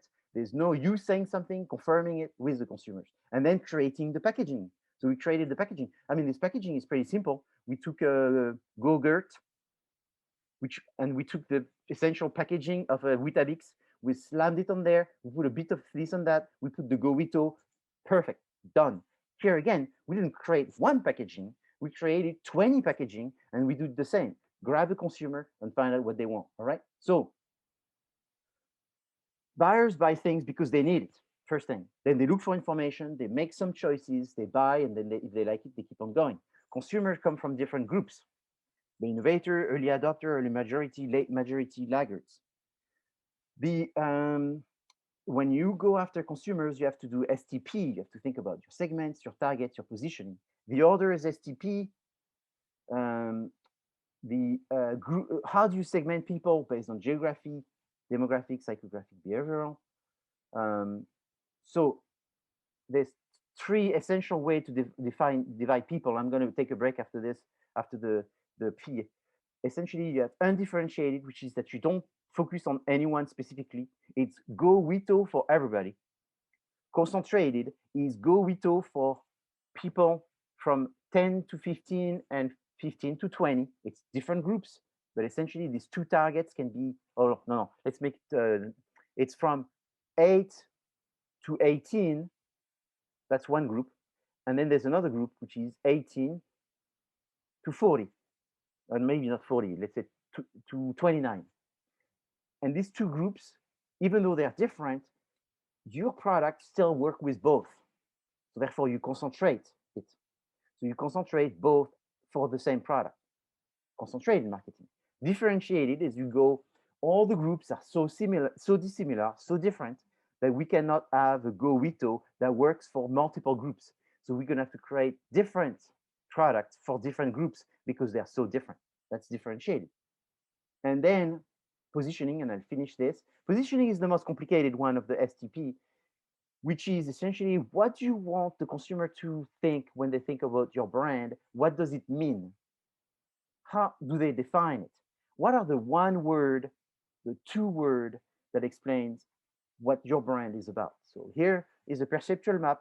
And in this perceptual map, you put your brand and you put your competitor brand, and then you put the attributes of positioning at the top on left and bottom on right. And there you can find where do you fit. So you'll have to do this as well for your product, and that's something that was weak. This is just a summary of what I just said. And this is a visual of what STP is about. So this slide is essentially the only slide that you need to remember of all what I said. Is segmentation is what you start.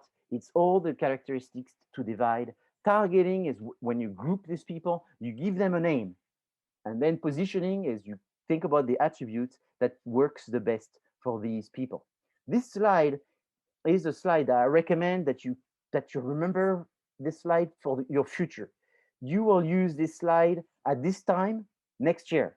I bet you $500 that in June 2022 you will be using this slide, unless I don't know, unless you become a nurse or something. If you are a nurse next year at this time, you probably won't use this. But if you're a business person, it's 100% chance, not 99, 100% chance you will be using this slide. So this slide is not just is another slide. This is your life as a business person. You need to understand this slide because that's what you're going to do. This is how you explain, how you sell your future projects to your investors, to your partners, is by showing the connection between the market, what they want, who they are, and what product you're going to create for them. Next slide that I have here is a video. So this one is a recommended video. I think it's a very good video that Kobe Bryant did. And you can find it if you look for Winners Don't Make Excuses, Kobe Bryant on YouTube. It's a video where he explains that if you want to be successful, and he explains himself as a business person and as a sports champion, is you can't make excuses. So what he talks about, but he doesn't use that term, but essentially the formal term, it's called attribution theory. He talks about the fact that if you want to succeed, is you have to attribute your failures to yourself. And trying to attribute failures to anything but yourself is not a way to actually improve yourself. The best way to improve yourself is to attribute, I mean, not everything of your failures about yourself, but he says it's a healthier way to make progress is to constantly always attribute failures to yourself, and then to try to find why you failed, what you did, what you could have done different, and make it better. So internal attribution is therefore always relating to yourself. Obviously, that creates a lot of stress on yourself by always blaming yourself for everything, but it's a healthier way to make improvements. I learned about this, I was in my early 20s, and so every time I can, I share it with people. I learned from a very famous psychologist called Martin Seligman, who back then was the president of the American Psychology, about this attribution theory. And he's one of the most famous psychologists in the US, and is very known for this concept of attribution. And the reason being is that he has done a lot of research on why do people suicide. And so he found that there was a lot of internal attribution because there was too much stress that people were putting on themselves. But when you listen to Kobe Bryant, that's essentially what he used in order to be more successful. And I do recommend that you spend some time. I think it's a very good way to improve is simply by thinking about attribution theory. So when you look at strategies, is you have to think about high level, low level. And the difference between the two is one is bigger direction and the other one is a smaller direction. Maybe you know what's a madrushka, it's a Russian doll. And I sort of use the madrushkas in order to explain this concept. Is you have the small doll and you have the big doll. The small doll are the tactics, the big doll are the strategies. What are the how do you go about looking at strategies? Is you look at your Boston Consulting Group matrix, the BCG matrix, that tells you about where are your products in your portfolio in terms of growth and relative market share. So that's very important. Based on this, you make decision to maintain or to divest or to invest in the products, because you want all your products to eventually go into the square where it says stars. So you want your question mark to become a star, and possibly your cash cow to become a star again. Most likely your cash cow used to be a star, and now it's been phased out to go towards the dog. And that's life. It's a life cycle. Benchmarking, what does it mean? It's analyzing what you're doing and comparing it with your competitors. But so you have to analyze what your competitors are doing. What are their strengths and weaknesses? Here I offer a slide which has a list of things that I would recommend that you do when you're looking at your competitors. What are their strengths, their weaknesses, their strategies, who are they? targets, what is their positioning, what are their prices, distribution, in terms of the technology and innovation, what do they are they doing? Are they good in communication? Um, how do they manipulate their intermediaries? So this is called the trade leverages. And then you do this benchmarking across competitors in your market, but also in others overseas market, because sometimes you may not be competing with these companies because you're not overseas, but you could be looking at what they are doing. And I think for Califia Farm, that makes a lot of sense, where you say, hey, we are in the US, but imagine if we were in the UK, what would we do? Who would be our competitors? And sometimes by virtually positioning yourself in another market, you learn about what other people are doing in this market, and then you borrow these ideas and you bring them back to your domestic market. So obviously, Califia Farm is doing some of that because they are growing overseas, and maybe that's how they are developing new products. That may be a little secret that they have by that they discovered by going overseas, and this is the way it generates new ideas. It's possible. So strategies are high level, tactics are low level. Uh, your strategies and your tactics evolve with the product life cycle. So product life cycle is the fact that your product go through different stages. There's a launch stage, there's an introduction stage, there's a growth stage, maturity, and then decline. These stages are important because you want to see where your product is in this, and then look at these life cycle stages, look at your BCG at the same time, and that gives you an indication of what you should be doing next with your product. Um, your basic strategies, the one everybody should know, are market penetration, product development, market development, and diversification. So this, I've talked about it last time a lot, where market penetration is doing the same, product development is a new product, market development is just going after a new target. So when you are growing the targets focus, so at this time that's when you be talking about undifferentiated. Suddenly you become differentiated, so you have a target market development. Maybe you are concentrated, so you are looking at different targets to include, and then you're going in market development. Diversification is when you're actually going with a totally different product, totally different new market, and it has to be significantly different. There are other strategies, and so I put them in there because I don't want you to think that there's only 4 strategies in business. Those 4 strategies I just discussed are the most common. They probably cover 70% of the situation, but there's another 30% of the situation, and there would be overall cost leadership. Focus is a strategy where you really look for a specific target. So it's either called focus by some authors, or it's called niche by some other authors. They are the same. Differentiation is where you are obviously ending up being focused because you're making a product that is very different, and your focus, your concentration is really on the product. It's trying to make the product very different, and by making it very different, you hope to appeal to a very different group. So instead of being customer oriented, you're a little bit more product oriented, and this product differentiation brings consequently a focus type of different products. So obviously, differentiation is a little risky because you're not very market focused, looking at what consumer wants. It's more like you're looking at being different with the product. So it's like constantly making something different and sort of hoping that this difference is meaningful. Obviously, sometimes it may be meaningful to a very small group and your company go down the drain, and sometimes it may be meaningful to a big group and your company goes up. I mean, this is a little bit what happened to the British car company.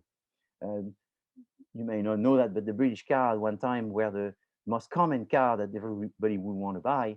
And now all of them don't belong to any English, all of them beside one belongs to overseas. So, I mean, it's either belong to GM, to Ford, or some Indian, or some Chinese investing company and so forth. Aston Martin, all of this is gone. Jaguar, Land Rover, Range Rover, all of this is gone. They exist, but they don't belong to British companies. And there's only one, I would say, it's Morgan. Morgan is a very small company anyway. So Morgan probably is still a company that's very British in the way they do business, where they're making very different products, very different cars that are meaningful for a very small group of people. And they survive because it's a small family-owned low production car, but the big mass production cars have all disappeared because they are too differentiated. So in business, you have to be very careful because you want to always follow what consumer wants. So these are additional strategies that usually are not the main strategy. They sort of add themselves to one of the generic strategies. So operational excellence is you try to operate in the most streamlined, efficient way. Customer intimacy is when you have the best relationship with the customers. So the customers are trust you and they share information. It's almost like a club um, business. Product leadership is one that is more common, but it's very difficult. So it's not like you need to think long and hard to do product leadership. Apple will work for product leadership and Tesla will work for product leadership, where you will want to have this product is perceived. And it should be more than perceived, it should be really real, being the best product. And then you keep innovating and you keep being the reference for when it comes to that category. Other strategy are market leader, but these four strategies are very market share oriented. So the idea is market leader is the biggest share, market challenger is the one that does not have the biggest share, but is just situated behind the leader. Market follower is the one company whose strategy is to not lead anything and to essentially learn from everyone's success and mistakes. So it's a company like, I would say Holiday Inn maybe is a market follower, or Hyundai is a market follower, or maybe Trader Joe's is a market follower. Is just follow some trends and don't take chances by being anything special and different that they may make themselves sort of perceive that way, but it's not. It's just following some major trends. And then market niches, what I said before, is you're very focused and you sort of differentiate in order to satisfy it. Here, what I have is a simple table, which I have multiple times, sometimes with color or not, which is a summary of what a student should know coming out of a business school with a bachelor. So the summary is that you should know that you're going to have to write plans.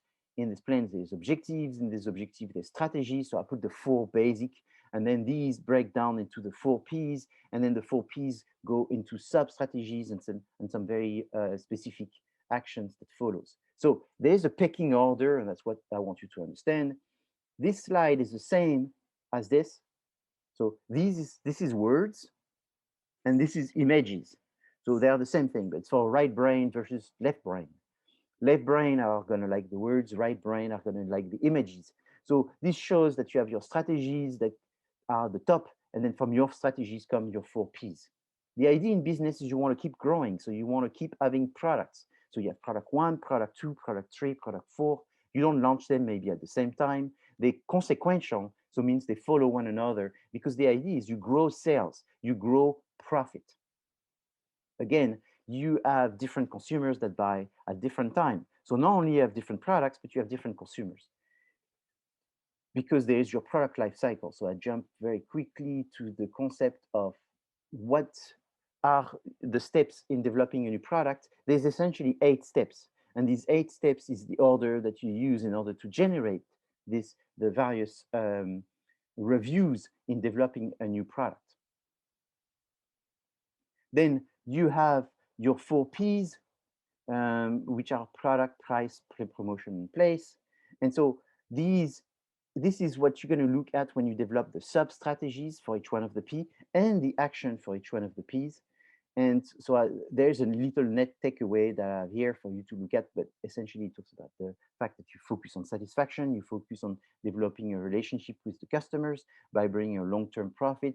You have a set of strategies that you need to know, and these strategies also need to be reviewed against the strategies of your competitors. What are the strengths or weaknesses of your competitors? What are they working on right now? So what's a product? So the product is a generic term for something that you sell. A product is made of physical goods, so objects, but not only that, services are products. If you are promoting the Olympic Games this summer, that's a product. If you're promoting an artist, a band, a singer, an actor, that's a product. If you are in real estate, you're promoting some locations, some places, that's a product. If you are in holiday and vacation, you're promoting some places. If you are season, you're promoting an organization. If you're a bank, you're promoting an organization. If you are against drug or against smoking, you're promoting an ID. And then you could have combination of the above, and all of these will constitute your product. So the total concept of your product is not only the what you're selling, but it's also oftentimes the services and the services of the services, the brand, the warranty, the packaging, the colors, the instructions, the the services after sales and all that. When you sell a product, is you have different layers. You have the core benefits, you have the actual product, and you have the augmented. So the core benefit is the main reason. Like you go to see Sun, the main reason is to learn about a subject and get a degree.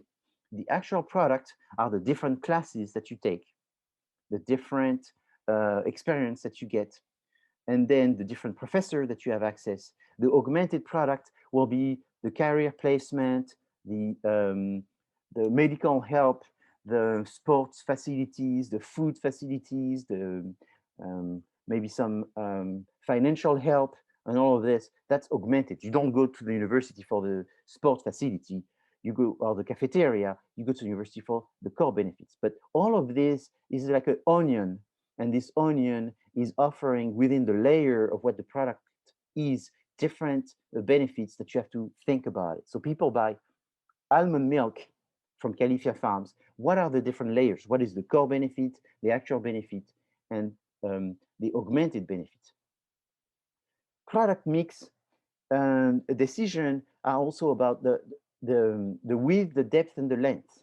So the idea is that you have different product lines, and within these different product lines, you have different variations. So for example, Califia Farms has the milk, the yogurt, and the coffee.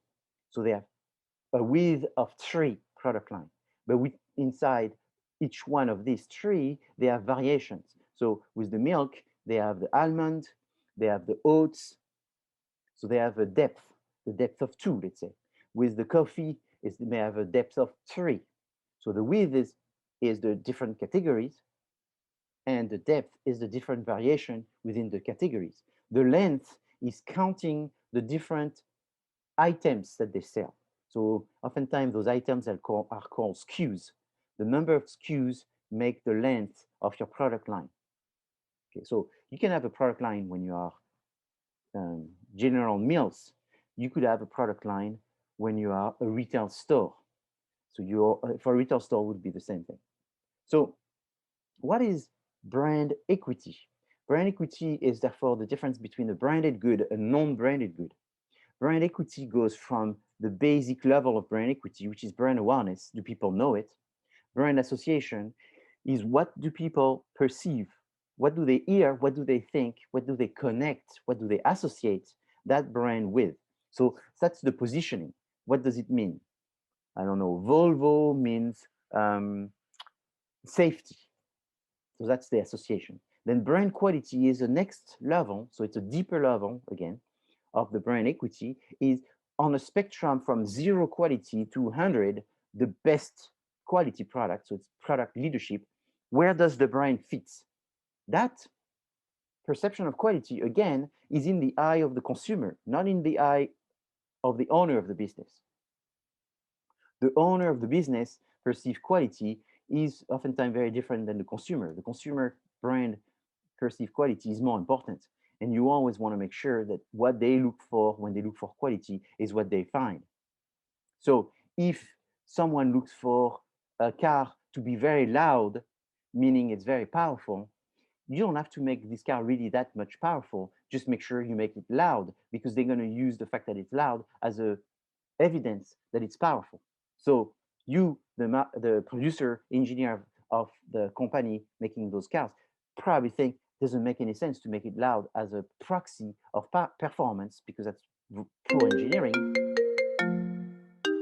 But if that's what the consumer wants, the consumer is right. Then the last one is brand loyalty. So the last one is brand loyalty.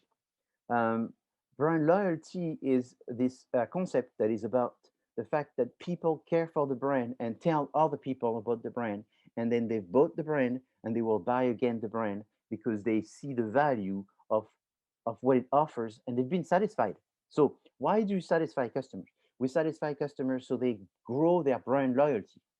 by growing their brand loyalty, at the same time, they will grow everything before that. So when you have satisfied customers with brand loyalty, what is the benefit?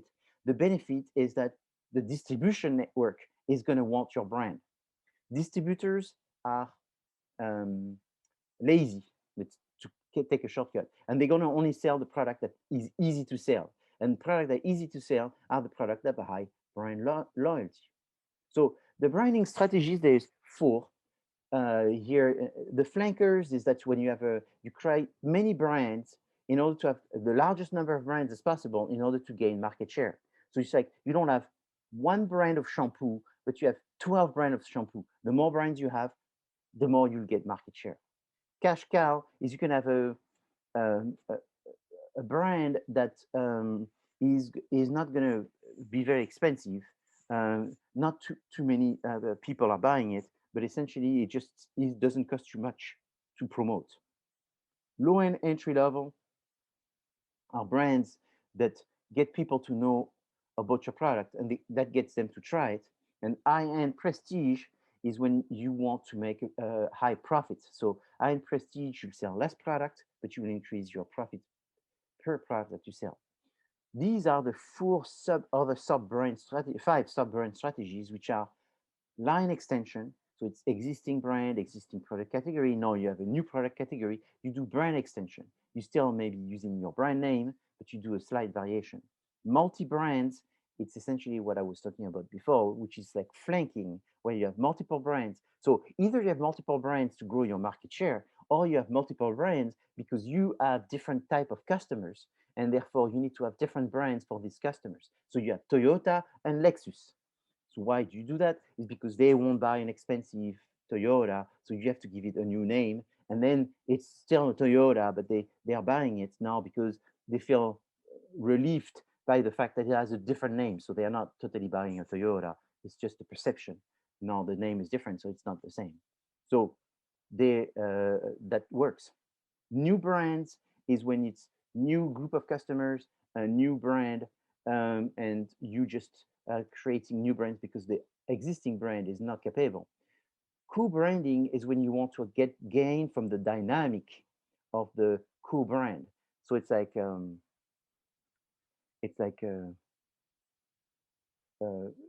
when they put some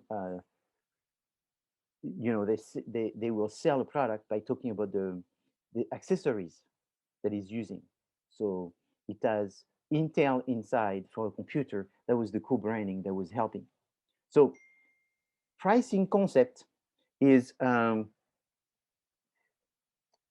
is the idea that doesn't cost anything to do pricing, but you have to make sure that you are understanding the concept of what is it costing you and how much money do you want to make. So the cost consideration is the more you buy raw material, the cheaper it's going to be. So economies of scales is the more I sell, the more I get supplies, the more I get supplies, the more I reduce the cost of each one of my products. So I sell uh, a water bottle. If I'm the producer of the water, but not so much of the bottle. If I buy 1,000 bottles, they're not going to cost the same as if I buy 1,000,000 bottles. So therefore, the economy of scales is the more tops and bottles and plastic bottle I buy and label do I print, the cheaper these individual items are going to be. The experience curve is as you are experienced in running this business, you become better at running it. So the consideration is you want to sell it at the highest price and your consumer are wanting to buy it at the lowest price. So how do you price it? You look at either adding some kind of percentage. So you say it's going to be the price that it our cost plus 10%.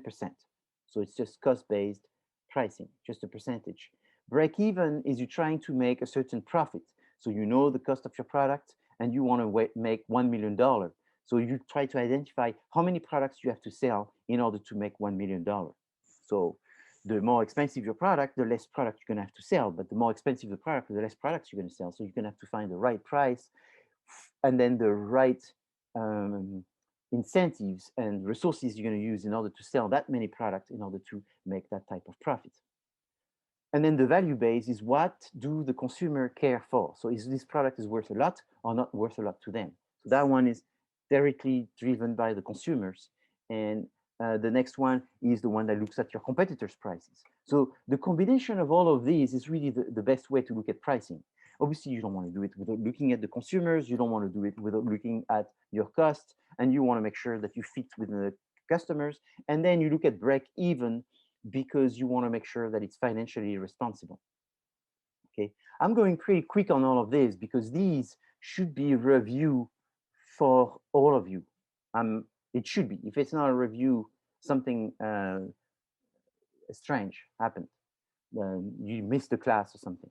So another review is therefore, what are the basic sub-strategies? So there are strategies, but at the price level for pricing. So you have market scheming, which is that you're going to try to sell at the highest price as possible. Market scheming is very good because you make more profit, but it should be only used when you have less competitors or when you have a specific reputation, or if your innovation is dramatically better than your competitors. So therefore, you are able to sell it at the highest price because it deserves it. The opposite of this is penetration pricing. Penetration pricing is you say, I could sell it for more, but really my innovation is not dramatic as it should be.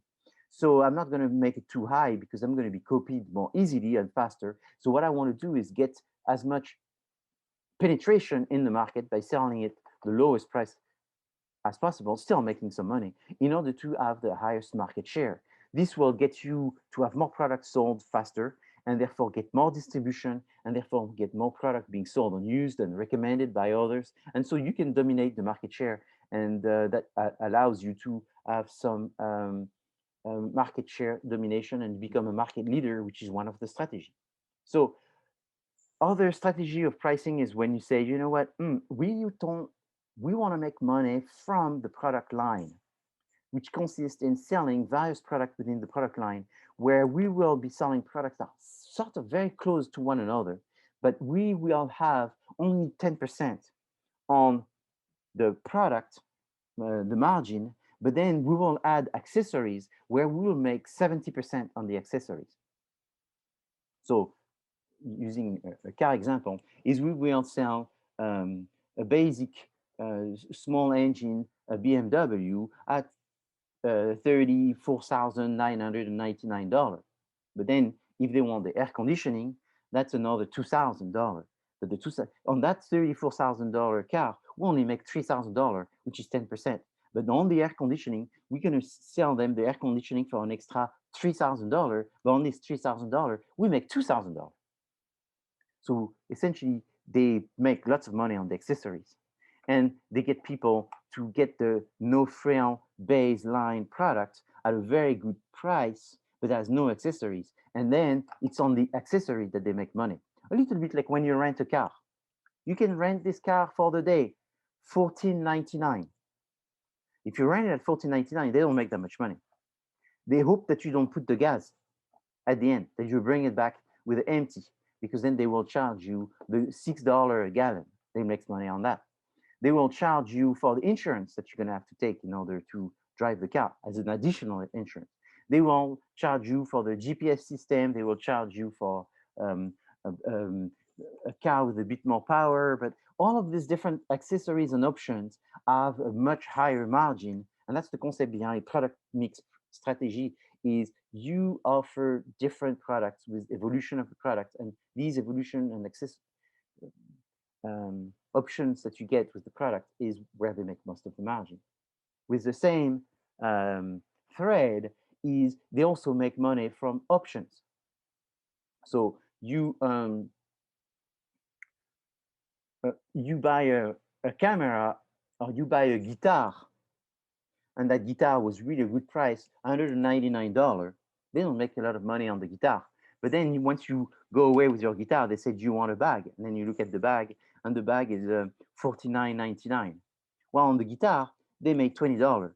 On the $49.99 bag, they also made $20. So they want you to buy the guitar because they're going to be pretty sure you're going to buy a bag. But you didn't come to buy a guitar bag. You came to buy a guitar. And so they want you to buy that. They want you to get the upgrade of the special cord on the guitar, which are nylon, Teflon, Super Plus, XL, Turbo, which they're going to sell to you because they're going to say, oh, it's so much better. You're going to sound like your favorite song or whatever with that. And those chords are way with a bigger margin. So that's optional. Captive product pricing is when they sell you some kind of product that you have to use with the main product, where they will be making most of the money. So they sell to you a printer, a computer printer. So this computer printer is $99.99. So it's like, how could they do that? On a $99.99 printer, they make $4 or $5.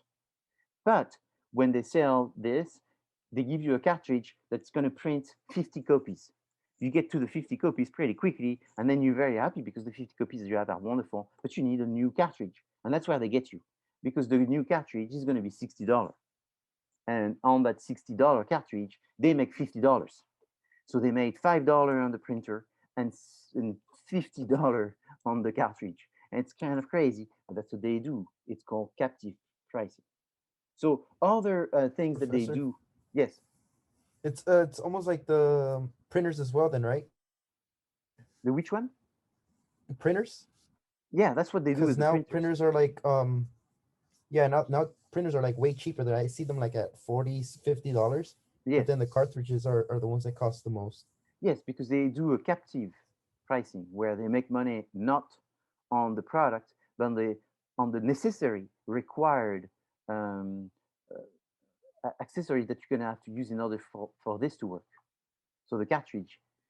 And I mean, if you're interested about the cartridge, whatever video that quote unquote forcing you to watch, then you can go on YouTube and look and put printer cartridge scam.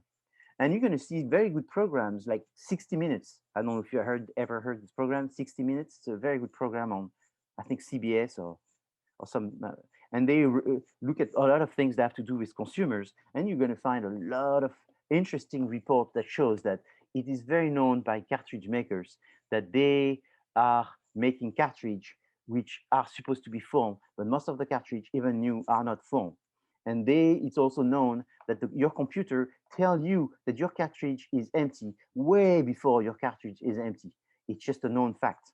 And there's lawsuits all the time, and they lose those lawsuits all the time. And the fine are always, $100,000 fine for a company that just made 1 billion. And so it's just the way it is. I'm not recommending it. I'm only explaining it to you, and I can you can always see it when it's coming, and you can always have some kind of way of making money using captive pricing in a way that is more ethical than what most people do. But you're right, the printer cartridge, that's why printers don't go up. It's only the cartridge that goes up. And the margin on the cartridge is so huge. So you could have like a 6% margin on the printer and 600% 600% margin on the cartridge. So 600%, that's like not as good as diamonds, but it's getting closer to what diamonds do. Diamond, that's another one that is a questionable margin. So segmented pricing is when you say there are different targets, we're going to give them different prices. When there are different location, so it's like the airport is not the same price as outside of the airport. The different times, Tuesday night movie or Tuesday night pizza, and product form. I mean, you buy a water bottle in a glass or water bottle in a plastic.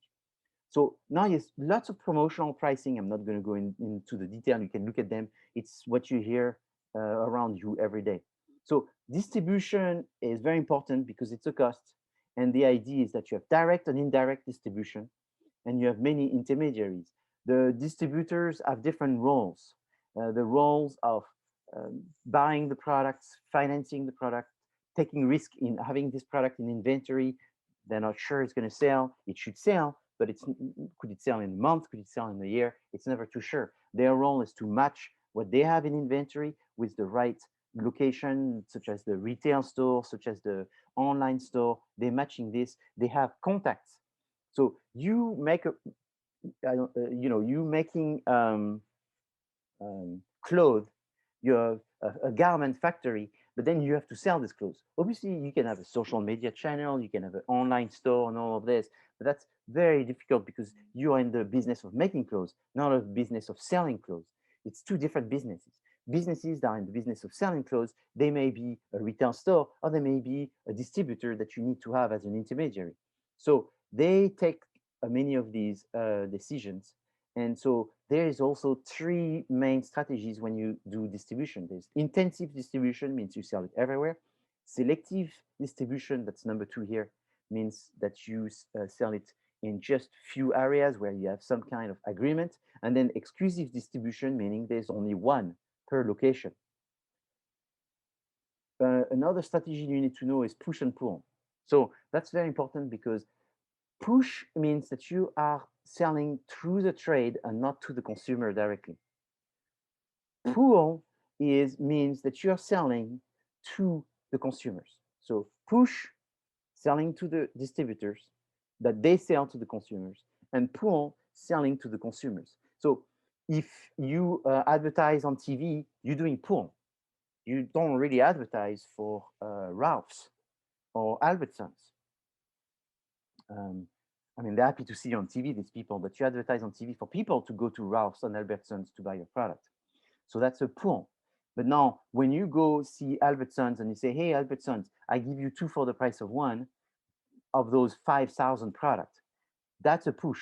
It's an incentive for them to buy more products to have in their distribution network. So what businesses do is they tend to do push and pull at the same time.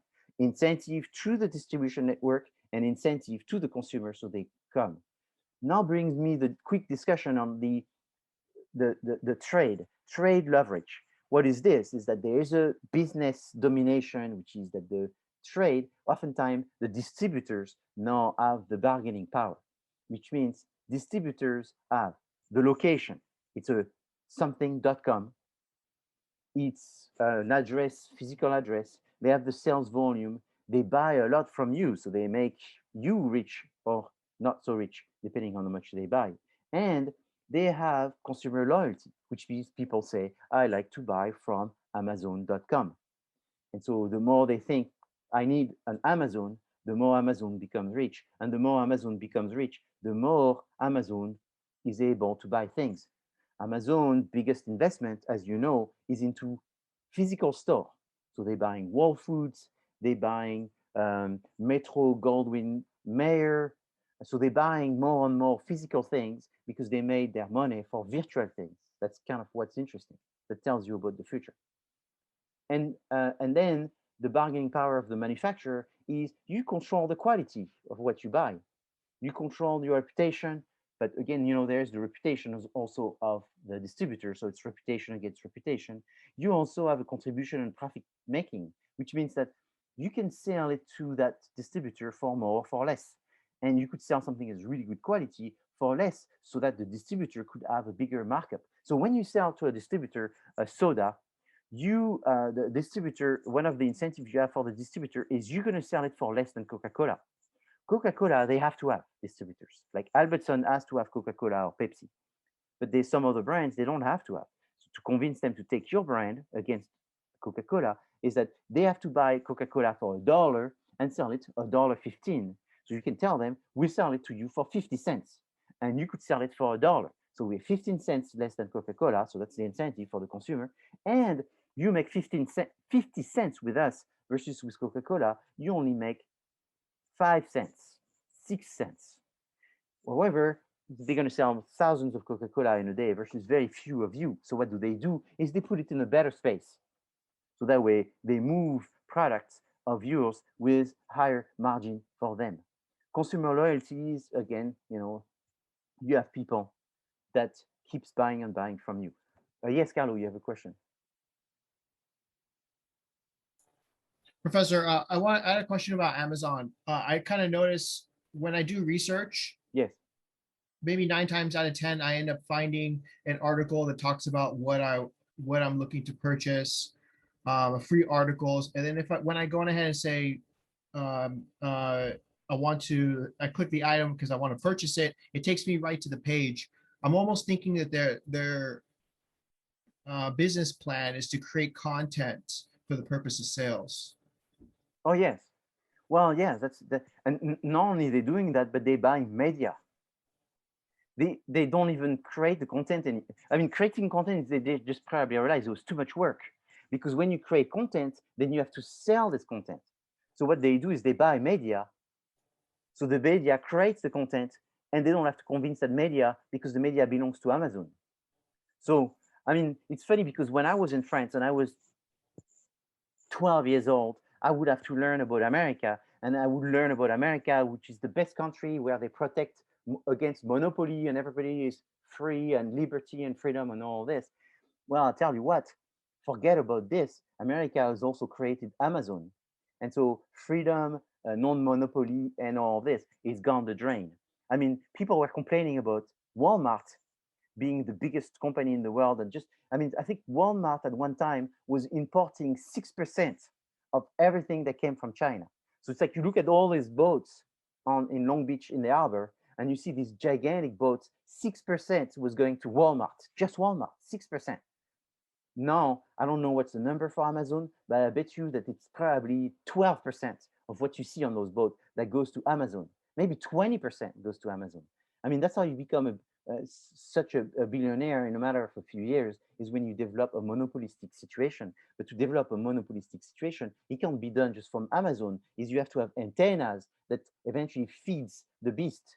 And the antenna is you get the media, you get the logistics, you get the distribution, you get the production, you get the finance, you get all of this, and then eventually it's impossible to go back. So is it wrong? I would lean to say that it's wrong. Can we do something about it? Well, we have to do sort of something about it, because if we don't, eventually they're going to become too big to fail, and everybody's going to just want them to keep, because we're all going to be working for them. And so it's like, who's going to want something to disappear that you're working for? So it has some long-term issues, it has some freedom issues, um, and usually it's not good. And also what's not good is that in general, it's much better when you have lots of small businesses, because when you have a lot of small businesses, you have more of a true competition. And when you have more of a true competition, you have usually more of a true choice for consumers to not go after what they've been told to do. Remember the belief, the invisible sculpture, but to think about what are the choices and realize that the more diverse choices, the more choices they have, the more they have to look for facts and make the decision based on real facts versus being brainwashed. So that's an issue. Eventually, I think we're gonna have to go down before can go up. So I think right now we are in the downhill curve. But I don't understand. Is Amazon purchasing the content, or is it manufacturers purchasing the right to sell on Amazon? Because So, yeah, they don't produce anything besides give us the ability, well, the convenience. well, what happens is um, they go and talk to the producer more and more, and what they do is they say, you produce this and we'll recommend it, and we'll recommend each other. So they are like private labels produced for specifically Amazon to sell. And so therefore there is there is, I mean, it's like Google in 2000. You would put a word search, what you see at the top is what's really the best. Now Google search, what you see at the top are the company that pay to be at the top. So it's not a true fair trade market anymore. It's the collaboration between brands and the distributor. I mean, they. I see. Thank you. I would. I don't want to say names, but there's could be the one that we are just discussing. It could be all the big ones. They're asking me to produce a cognac for them. But the question is, does it say that it's for them, or does it say it's me, but it's exclusive to them, and so it's an agreement that people don't know? I remember there was one product I was trying to sell, and I was having a very hard time to sell. and almost impossible to sell. I've struggled. Then someone told me, I know someone very big in one of those media, and it says, we're going to post it. We posted it. I sold my inventory in seconds. It was crazy. So they have a superpower. And also, I mean, it was kind of funny because this person actually wrote an article talking about how much the taste of the product, and I wrote the taste. He took my taste description and pretended that it was his taste description, and that person actually never tasted it. So they use influencers, they use content, they use all of this, and that's why I gave you this true story of that #1 London. I mean, London is a culinary town. London restaurant. This is serious. If you can, if I told you today, let's make a joke and see if we can rate ourselves as #1 London thing, people would say it's impossible. It's so scrutinized and so forth. They were able to do that. You can do this with information now, and that's why now we have to use Duo. I mean, you're using Duo to get online. Are you? You're not using Duo yet? Do you mean D-U-O Duo for the passwords, for the passwords the and all of double this? password? Yes. Yes, we are. Oh, you are. So I think It's everybody's doing it. annoying. It's annoying. And so that's part of the world that we live in. Why do we use Duo? Is because now everything is, people used to steal your house. Now they steal your virtual identity. They steal, it's a different thief. It's a different world. It's this girlfriend world, I call it. It's like, it's always fake. It's all distance. So that's where we were. So retailing is all the activity in selling a goods directly to the consumer. Wholesaling is all the activity in selling these goods to a business. So what wholesalers do is they do help part of the distribution. So it's the same thing I just talked about before. But what's important here that is more complicated is there are different type of wholesalers. There's the merchant wholesaler. So you're a producer and you become a wholesaler. There's the manufacturer sales branch. So what a merchant wholesaler is like Amazon we just talked about. Usually Amazon, Albertsons, Vons, and all this, they are merchant wholesaler. They also do the wholesaling for themselves, which is that they buy in huge volumes from Califia farms, and then they put them in hubs, Vons hubs, and then from these Von hubs, they give it to all the different supermarkets. So they play the wholesaling out of themselves. Normally, the food wholesalers will be Cisco, but then in this situation, they're so big that they wholesale for themselves. So it's like Trader Joe's does that. All the big chains do that. The brokers is interesting. So the brokers is an intermediary that has no possession of the goods. They don't own the goods. But what do is they make connections between people. So let's look at an example. And you've seen this in my class before, so I'm sorry if it's a repeat. But it's this group of people going on vacation. They're having a great time. Life is good. What happens in the next picture? What happens in the next picture is these kids are going to cry. And they're crying. And so what's the solution? The solution is skis. Skis is a ski binding that you bind the skis and then you walk with them, and you are able to not carry them.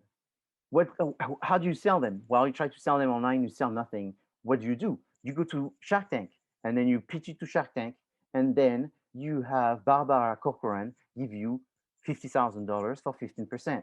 Why is this good? Because she's famous? No, the reason that this is good is because she's an amazing broker. And an amazing broker, what do? Is they take their phone and they call someone and they make more sales that you could do in 10 years in 5 minutes.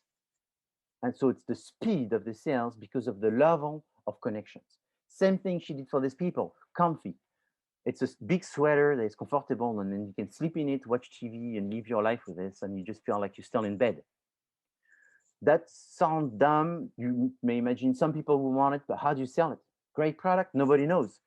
Great product, nobody knows, doesn't sell. How do you make it known? Is you find a broker. So those Shark people are their best benefit is being brokers, being able to brokerage the product to you, and they are motivated because they have ownership inside the product. That's why they do it. So my last few slides is about communication and the idea that communication is public relation, direct marketing, personal selling, digital marketing, self promotion, and advertising. And these is the P that goes inside promotions. So what is direct marketing? Direct marketing is creating an email, um, a message that you put in TikTok in order to get people to respond and buy your products. So it's like a link, it's like a banner, it's like something like this. It's like a letter, it's like a catalog that you sell to people. Public relation is a group of people who will talk about the reputation of your company, and they will manage crises, and they will create content, and they will speak to the media.